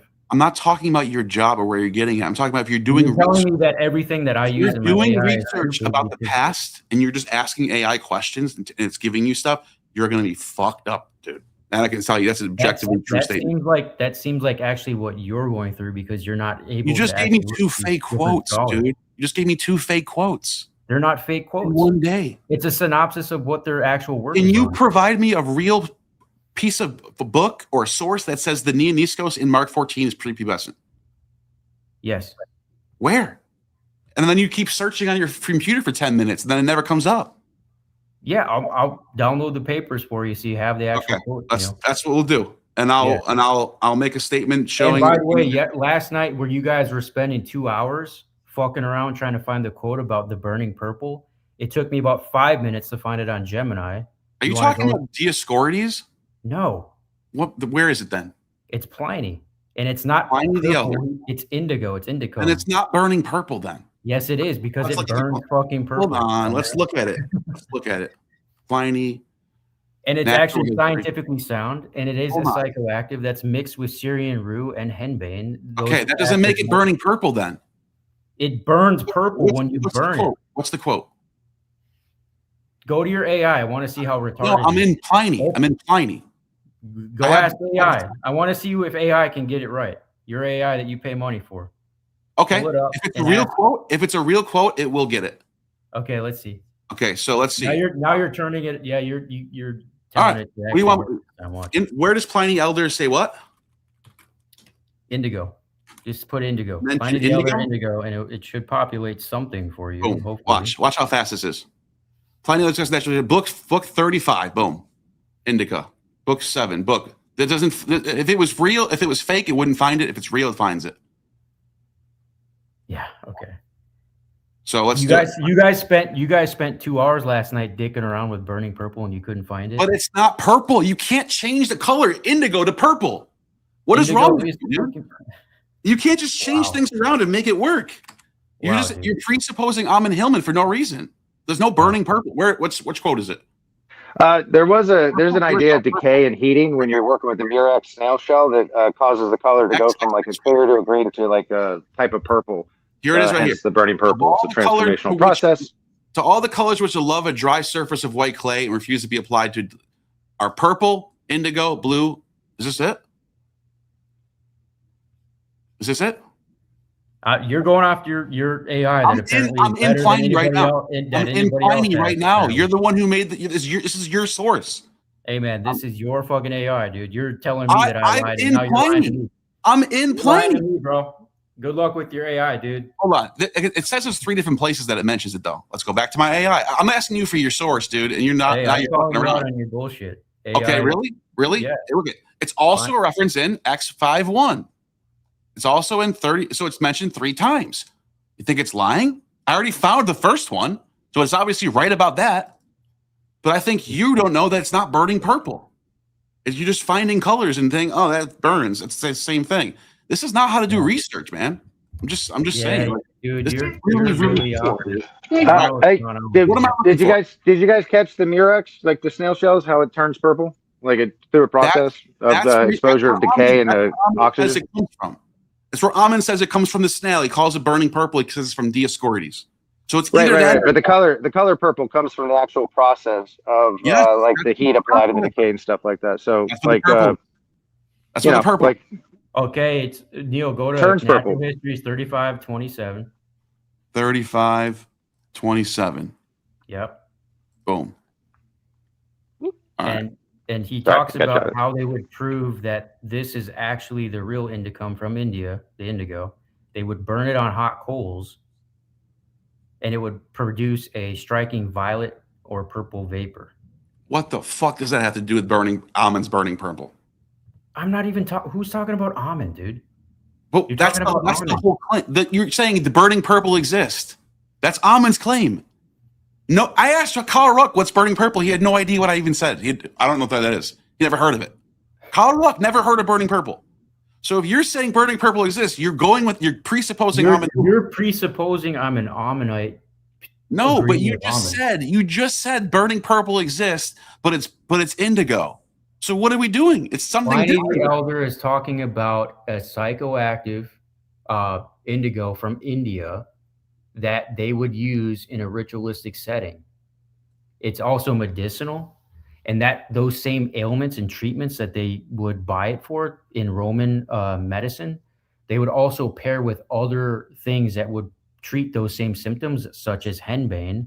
But what And does if that have you to look, do with burning purple? because they would use it in a ritualistic context. But They I don't literally found an understand it. The claim has been. You are so out. You are so Dude, are you high or blind. something? Do you understand? Am I Listen, high? You're asking me if I'm high. Wow. listen. The claim has been burning purple is this thing that extract from snails, and if you mix it with antidotes, it's a secret drug used for the That's mystery. his theory. I'm not taking that So position. then, why are you calling it burning purple then? Because why are you Pliny calling the it Elder is burning talking purple? about burning indigo to produce a flame to It's not the understand. same thing. It's something different. I'm not taking the position that Murex is. And what are we doing? What are we doing then? It's just a waste of time. Okay, let's actually wrap it up. And do you know anything about medicine in the Roman literature? I mean, why would they use indicum instead of Murex? I just don't know. This is you're bringing up a whole new thing that has nothing to do with anything, and just You're going. lost. You're You saying can't connect you the said dots. last night. You said last night we're looking for burning purple. I found it in 2 seconds. That's what you said. I did. This is not even the same. This is not burning purple though. Why isn't it burning Listen, purple? They're this- using what this you're in a doing- ritualistic listen, what setting. you're doing is basically saying you were looking for an elephant last night. Well, I found the giraffe in 2 seconds. But doesn't make any sense. Doesn't make any sense. Guys, go look it up on your own. Viewers, Pliny the Elder talks about it in a ritualistic Here, I'm trying to setting. find the passage. What you said it's from what? You said it's from what? Go ask your AI, bro. I'm not going to keep doing all your fucking digging. AI says that indica's mentioned 3 times. So you gave me a passage and it wasn't there. Now look up the scientific studies that people have done based off Pliny the Elder's work in medicine, and you'll actually find something new. And stop accusing people. I'm not, fucking dude. Are lying you about shit serious? just I'm because not you don't doubting that understand there's it. medicine in Pliny the Elder. Bro, I'm not doubting that. You're an air theorist. You're a sophist. You want Dude, to argue? you don't with even people. know you are. This is the. You should probably go argue with Andrew. Are you sitting there saying that because there's medicine in Pliny the Elder that makes burning purple real? No, it's used in a ritualistic setting, dude. You're not even. Let's know that read they the passage. found. You know Let's that they read the found this shit like literally in caves. I mean, in Let's read the multiple passage. locations. Indica. Indica's mentioned a whole bunch of times, dude. Indica? Yeah. I gotta go, bro. You're on something. Peace out, guys. I'm sorry, indigo. Yeah, dude. Your fake quotes. Get the fuck out of here. Fake ass quotes, dude. I can't believe I got lied to twice in one stream. And then he says the burning purple is real. The burning purple is real. He said, I found it in 2 seconds. And I go to it. It's not burning purple. It's indigo. I said indica by accident. And then I gotta, oh, he says he's made a mistake. I gotta go. Fuck off, dude. You lied to me twice, dude. That's fucked up. I don't like liars. I don't like liars. Don't waste my time with this shit. You gave me fucking AI quotes that I couldn't even fucking find. And then when I said, show me your work, he goes, hold on a second. And then it never came up. And then he said, then he literally said that Neoniskos is hundreds of times in the PGM. I did a word search for PGM. I'm gonna make this into clips. And I do a word search. Neoniskos PGM, zero hits. Didn't exist. This is what I mean, dude. This is like a mental illness or something. Like they need it to, it's gotta be a fucking little kid. And Jesus has to be the little kid. I know it. AI, find me a source. Find me a source where somebody thinks the Neoniskos is a prepubescent child. And if you keep doing that, it will eventually hallucinate a source. I don't know if you guys have ever experienced this. I'm telling you, go to your AI and ask him to find you a source and be very specific. It will find it for you. It will give it to you. It does this all the time. And then it's not real. So let's find out. Let's look at this indica quote. I want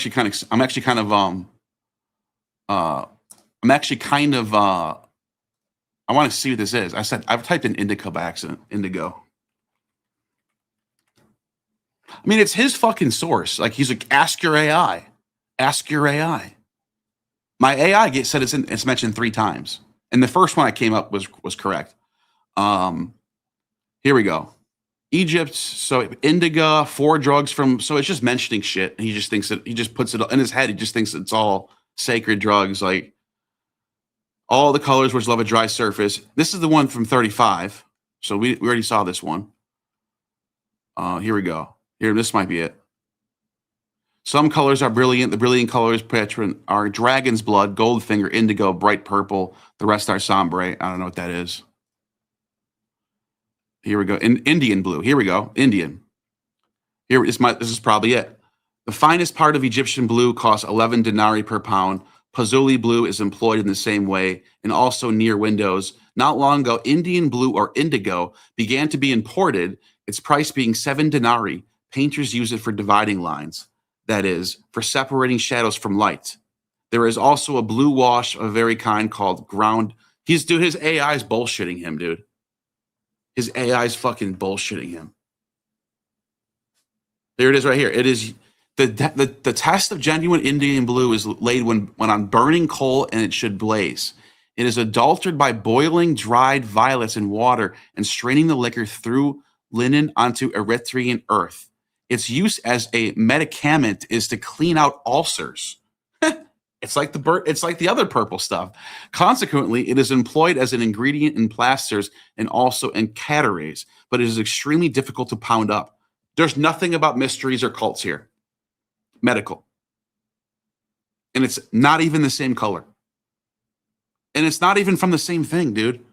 Like Ammon's telling people, go to Dioscorides. Look what Dioscorides says. He mentions the burning purple. But now we have to go to a genuine Indian blue indigo, and that's the same thing for some reason. Do you not like this? I can't do this anymore. I got to get off this, dude. I got to get off this shit, dude. This is such a waste of time. Like this is such a waste of time. Don't you know, guys? Don't you know there's drugs in the ancient world? Don't you know there's people who are prepubescent? Don't you know that exists in the ancient world? Don't you guys know that there's prepubescent children in the world? Don't you know they exist? Yeah, well then what about Mark 14? Then why can't I apply it there? Look, I want to give you guys the quote from Judith Guthrie. Can you guys go and look this up? There, here it is. I want you guys to go and find this source. See if you can find that source. Ask your AI. Every single one of you, ask your AI that source. I'm going to wait for you guys to tell me what the results are. The term Neoniskos can refer to a range of ages, but its placement here alongside the motif of a childlike flowing suggests a figure has not reached the status of man.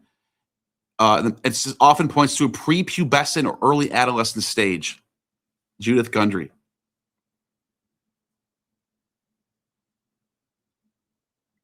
Everyone, please go and look that up on your AI.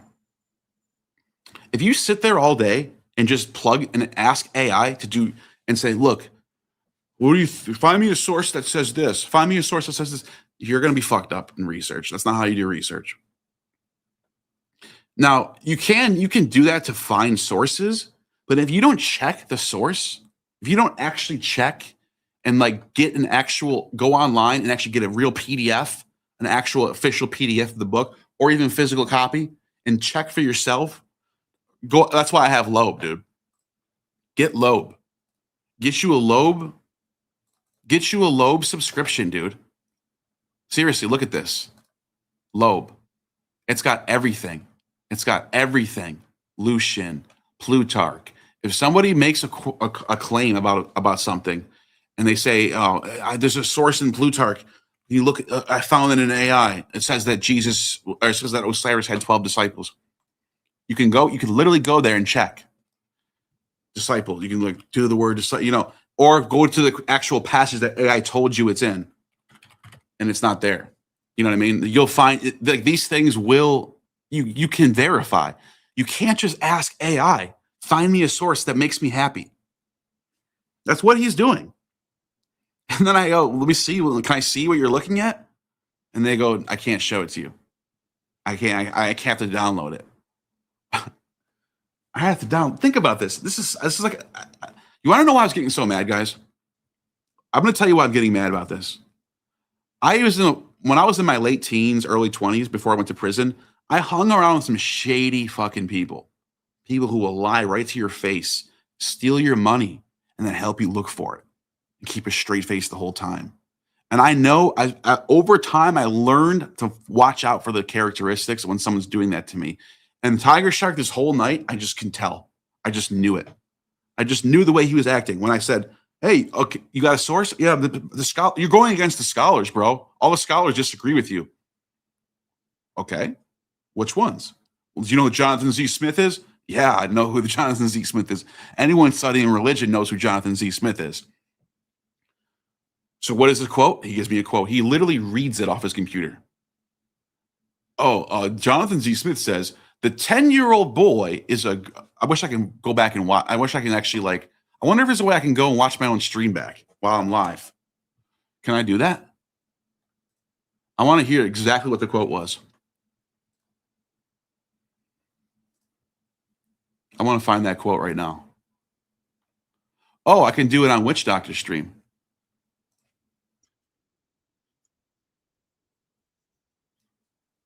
Okay, I can share my screen.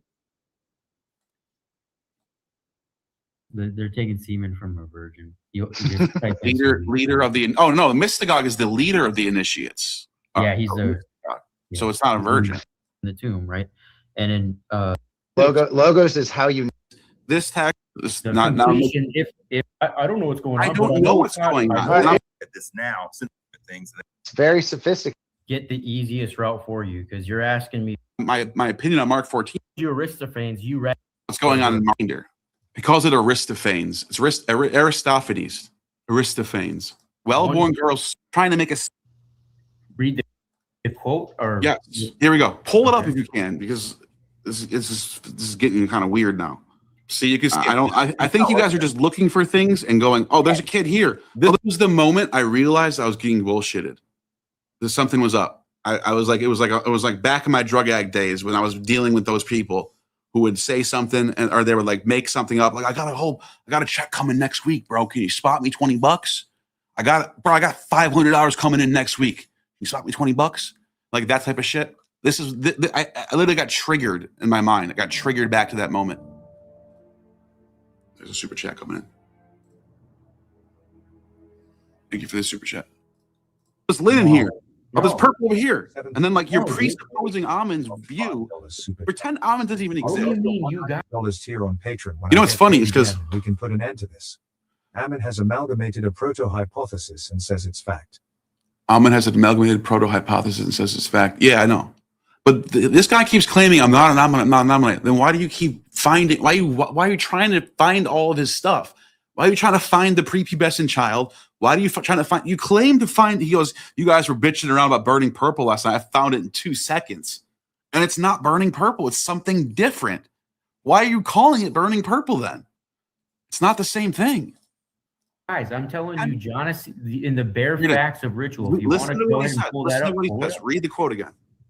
He's talking about Mark in general. He doesn't even say Mark. He does mention Nianiscos, but that's what I'm trying to figure out. So why does he think it's weird? Let's find that quote now. Let's go back. Go back to when he's reading. Let's watch him when he's reading. He'll be reading something. Oh, fuck. It's froze. Fun story. So there's certain tribes that would capture seven. Go ahead, Chase. Which quote? All right, let's look at this. Someone who's not. I don't know what he's talking about now. He's doing. What the 10-year-old? You guys are. No. I'm not. They just say children. Prepubescent. Okay, let me find prepubescent. Is 9 okay? Is 8 okay? He just literally goes, let me find prepubescent. Look at him getting on his computer to type in to AI. Give me a source that has a prepubescent child. Okay, is 11 okay? Prepubescent. Number from? Sense. I mean, here we go. Where did that number in general? I would a 10-year-old. The 10. Asking where a lot of the text very since the 10-year-old. We're talking about that's one source. Then we. All right, here we go. You guys are all witnessing. He's going to read a quote, an actual quote from Jonathan Z. Smith. Ready? Here's an actual quote here. Am I crazy? Am I in the wrong for thinking I was just lied to? He's reading a fucking quote right here. Watch him. Have the COEs, the is this what Ancestral Festival? We're talking about 10-year-olds entering into adulthood. The Greeks also had a major ritual for. We're talking about in that boy. You're right. No, it's because very specific number. Doing this No. today with you said, well, everybody knows there's 10-year-olds, and we started this off to our year-old because all in Mark. But there's no 10-year-old in Mark. What was he referring to? You just read a quote from here we go. Single ritual. I don't see a 10-year-old. What 10-year-old to his works? He said like those. He's saying it is. Also agrees with this. Jonathan. So it might be a minority view, but it's somewhat like you can see it has some meat and bones behind it. You know who Jonathan Smith is? Yes, Jonathan Z. Smith. He also agrees with this. Really? Absolutely. Wow. Absolutely. So you want to absolutely, he said. Absolutely. You want to say it doesn't? It's not a thing, bro. He's saying it is. Let's show me a quote. You just keep saying this guy believes this. Jonathan a Titan in religious studies often compared Markan themes to the Greco-Roman mystery religions, like those of Mithras, as we just talked about. Everyone agrees with that. Hold on. Markan themes. Focused on how ritual time works. He suggested that the 10-year-old or young adolescent was the perfect vessel for these stories because they are liminal. They are in the in-between stage. By using Neoniskos, Mark was signaling to his Hellenized Greek-thinking audience that Jesus' death was not just an execution, but a mystagogic mystery teaching event. So you read a quote to me that wasn't real. That's from Jonathan Smith. What 10-year-old is he talking about? Because now I'm trying to be like I immediately felt some bullshit was going on, but like who am I to just call him a liar off flat out? Like I'm like, okay, let's see. Can I look at this and watch what happens when I ask him? Because in every single ritual that where I haven't seen a 10-year-old yet. I haven't seen a 10-year-old yet. You haven't shown me one 10-year-old yet. You keep saying every single ritual. I haven't seen one yet. So what do you consider a virgin? Anyone who hasn't had sex yet. Those who haven't calved yet. Yeah. Okay. Yeah. So calved, not sex. Wait, hold on. You just read a quote from Jonathan Z. Smith about a 10-year-old. What was he what was he referring to? He was referring to Mark 14 and Mark. But there's no 10-year-old in Mark 14. He's referring to the Neoniskos as a 10-year-old because where is he getting 10 from? Because the Greco-Roman rituals are using a 10-year-old virgin boy, like I had said. Where? We started this off today with you said, well, everybody knows there's 10-year-olds in doing this. No. I'm not denying that there's, but you said 10 is a very specific number. I'm assuming you have there's something about a 10-year-old. Okay, so let me go back to slide 1 then, because you don't understand what I'm talking about. So in Pausanias, right. sacrificial child, Pausanias, 2nd century, right, is a gold mine for this. Pausanias? Pausanias. What does he say? I have him right here. Artemis. He describes a ritual where Patre was the most beautiful boy and girl were sacrificed to Artemis every year until their practice was stopped. These children were consequently described as being in that 10-year. Okay, I'm just trying to show you guys where this is like brain dead shit right here. He just found a source where children are sacrificed to Artemis. What does that have to do with Mark 14? Is he trying to say that Jesus is sacrificing a child in the garden? Is that what he's trying to say? Because of the age? Because there's a ritual involves a certain age, they're all the same? I can't do it, dude. I cannot sit there and think and take this seriously. This is such bad fucking research. This is so fucking dumb. This is so bad. This is like, I don't know, man. I don't know what to say about this. I gotta go. My dog wants to go for a walk. We'll go for a walk. Don't worry. Come on up here. Say hi to the audience.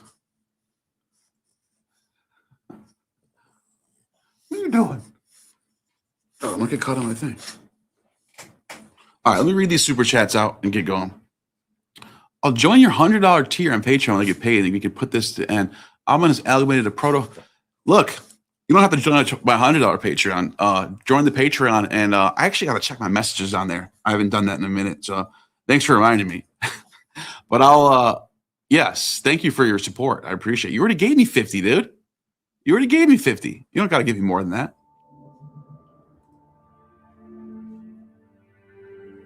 Thank you for Sava. I'm so happy that I have a chat that it's like on the same level as me right now.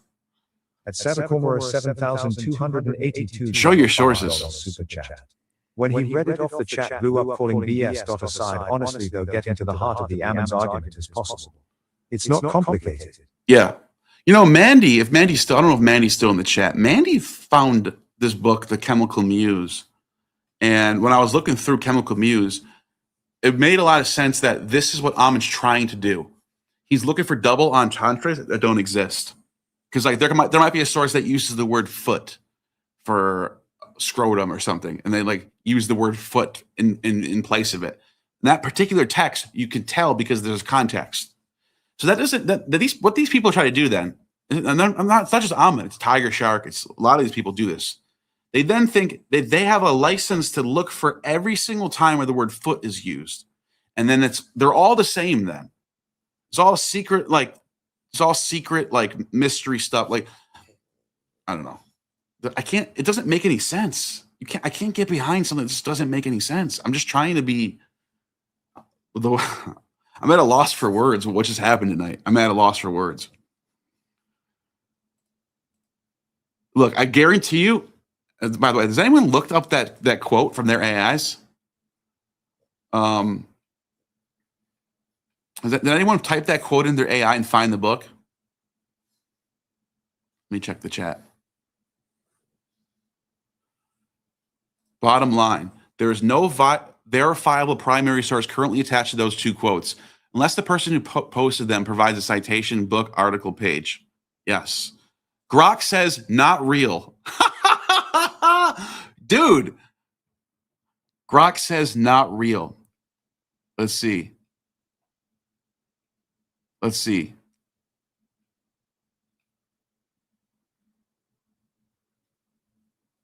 Anyone else check this?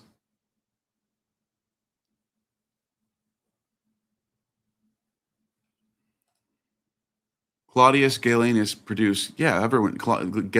This is Galen. Everyone knows about Galen. I already brought up Galen at the beginning of this. We know who Galen is. This is another thing I noticed about people like this. They go, but the drugs exist in the ancient world. Yes. But there's little kids in the ancient world. Yes. But purple's mentioned in a bunch of texts. Yes. But I don't know. What's the next? Oh, Sindone. The person's wrapped in a Sindone. So what? Oh, so we can put them all together and then say that what's happening in Mark 14 is equal to whatever the fuck you want it to be. You just insert your own answer. Do you see, like, is this not? I'm sure my audience needs to understand, like, how stupid this is.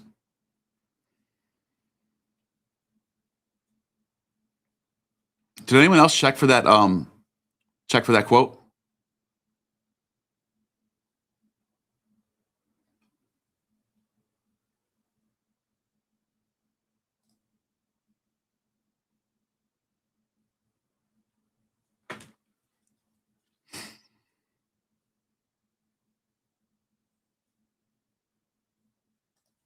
I mean, what else do you want me to do?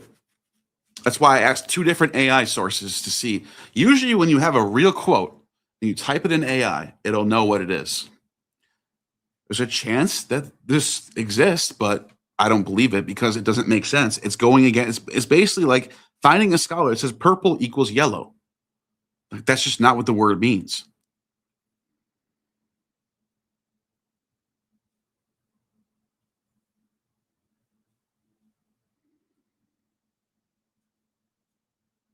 Did anyone else check for that source? I know why he couldn't share his screen. Because it doesn't exist. Duh. Trust me, I've dealt with liars before. This is what they do. Hey, I got $100 in my pocket right now.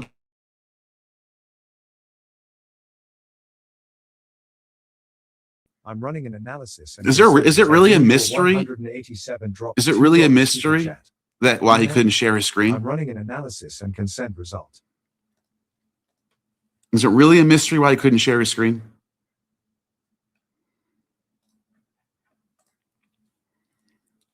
Email. I'm running an analysis and consent result. What do you mean analysis on what? Email's on my YouTube channel, but I do got to get going in like a minute, so appreciate that. My email's on my YouTube channel though.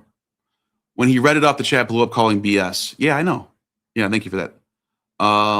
Let Chase talk. I did. This person, do you not? This is so funny. I don't think anyone understood what it went right over their heads. They thought it was funny. They thought it was stupid. They didn't understand it. Why? Does anyone have an idea why I said this? Nia Niskos, like male, small male, Iskos, small male, right? That's like, so, okay, that's fine. You want to do the etymology of the word.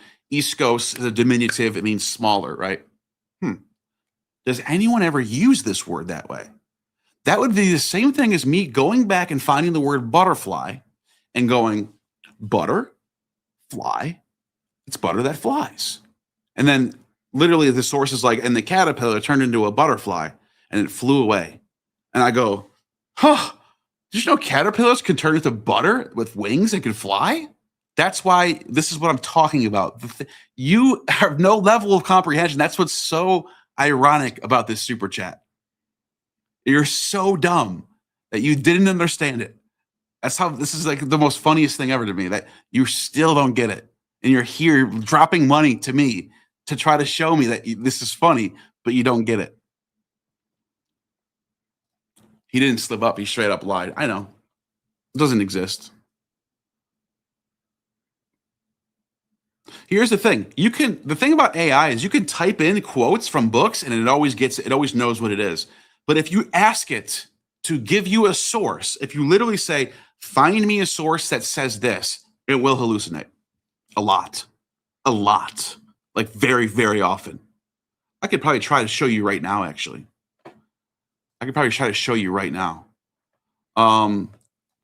Watch this. Here, let's see if we can do a demonstration of how this works real quick.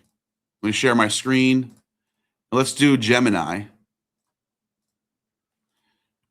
Can you give me a primary source that says Jesus was 8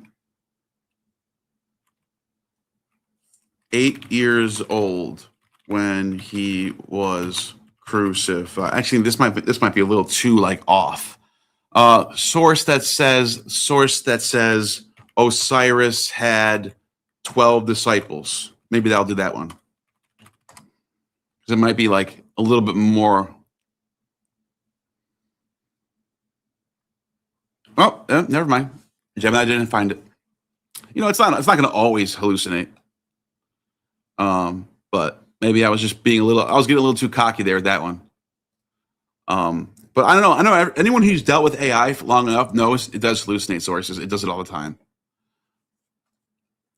Add solidarity to the talk and do Purple Man slideshow. Drop the 10-year AI angle. The chat is aware. Let's be cool and share info. Stop record. Thank you for that. Gaddis Abramovich, thank you for the 5. You people get brainwashed into culture beliefs if you're going to be re-brainwash them into a new thing. Drugs, trauma, sex is fallback strategy and code ritual. Yeah. There's something weird going on with this stuff, dude. Something weird. People are like possessed by this idea, by these ideas of burning purple and Jesus in the garden. There's something weird going on with this stuff. The people are like possessed by it. He's got to be prepubescent. Of course he is. Everyone agrees with me except for you. Neil, just look at this like Kurt Metzger. Thank you for that. Bach and Pan, thank you for the super chat. While there are rituals taught in the Gospels by imitation, I feel Mark 14 isn't a ritual, comparable ritual in text. How would it serve Paulinity? I don't know. Look, the real quote from Jonathan Z. Smith, the one that he produced after the fake one, that says, young man, it didn't say child. I think what's happening with the young man in Mark 14 was some sort of initiation. I don't have a problem with that. because it's not trying to change the words in the Greek. It's not trying to make me confused. It's just, here's the data. Here's what I think. There's nothing wrong with that. You can have as many opinions as you want. Just don't fuck with the data. Leave the data what it is. Oh, it actually means young boy. It actually means young girl. 1,842 dropped $5 super chat. I missed the beginning. What do you think is going on with the Neanderthals, or do you even think it should be taken literally? What do I think is going on with the Neanderthals? Like I said, I think it's a strange passage. I don't have a dogmatic stance on it. So it's just like there's a whole bunch of theories on what's going on here. Some scholars think Jesus resurrected someone in the garden just now, and it's trying to like hint at some sort of resurrection that just happened. I think that's a weird interpretation. Others, like Jonathan Smith, think there's an initiation happening, some sort of initiation. I don't know. It's a weird passage. I just don't know. I don't have a stance on it. And it's fine that just because you don't have a stance on it doesn't mean you can tell other people their stance is wrong. If I think your stance is wrong, I'm going to say that doesn't make any sense. I don't care if you have a PhD. I don't care if you're a stoner. If you make a claim about something and I think it sounds stupid, I'm going to say, I don't think that sounds right. So, anyways, I'm going to end this stream then. And I had fun. I actually did have a little bit of fun. Look, I just know I can't wait to get to the bottom of this. I'm actually not done with this. I'm going to track these books down once I'm done streaming. Maybe I'll do it tomorrow. I'm going to track these books down and find exactly if there is a source or not. If there isn't, that's a problem. Like, dude, you're coming on my channel and being dishonest. If there is a source, I'm going to apologize. Sorry, bro. My AI said you were lying. And but then like why was it getting all mad at me for looking up his source? Like towards the end, when I was looking up for the indigo thing, he kept going, ask your AI. He was getting super angry at me. And I think it's because he knew that he got called out for being a bullshitter. And it doesn't even make any sense the way he was saying. I found the burning purple. And I go, this isn't burning purple. And he says, but I'm not saying it's burning purple.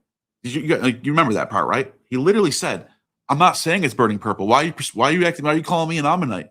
You called it burning purple. So I'm actually done dealing with these people, to be honest. It's not worth it. All right. You have just attained true gnosis.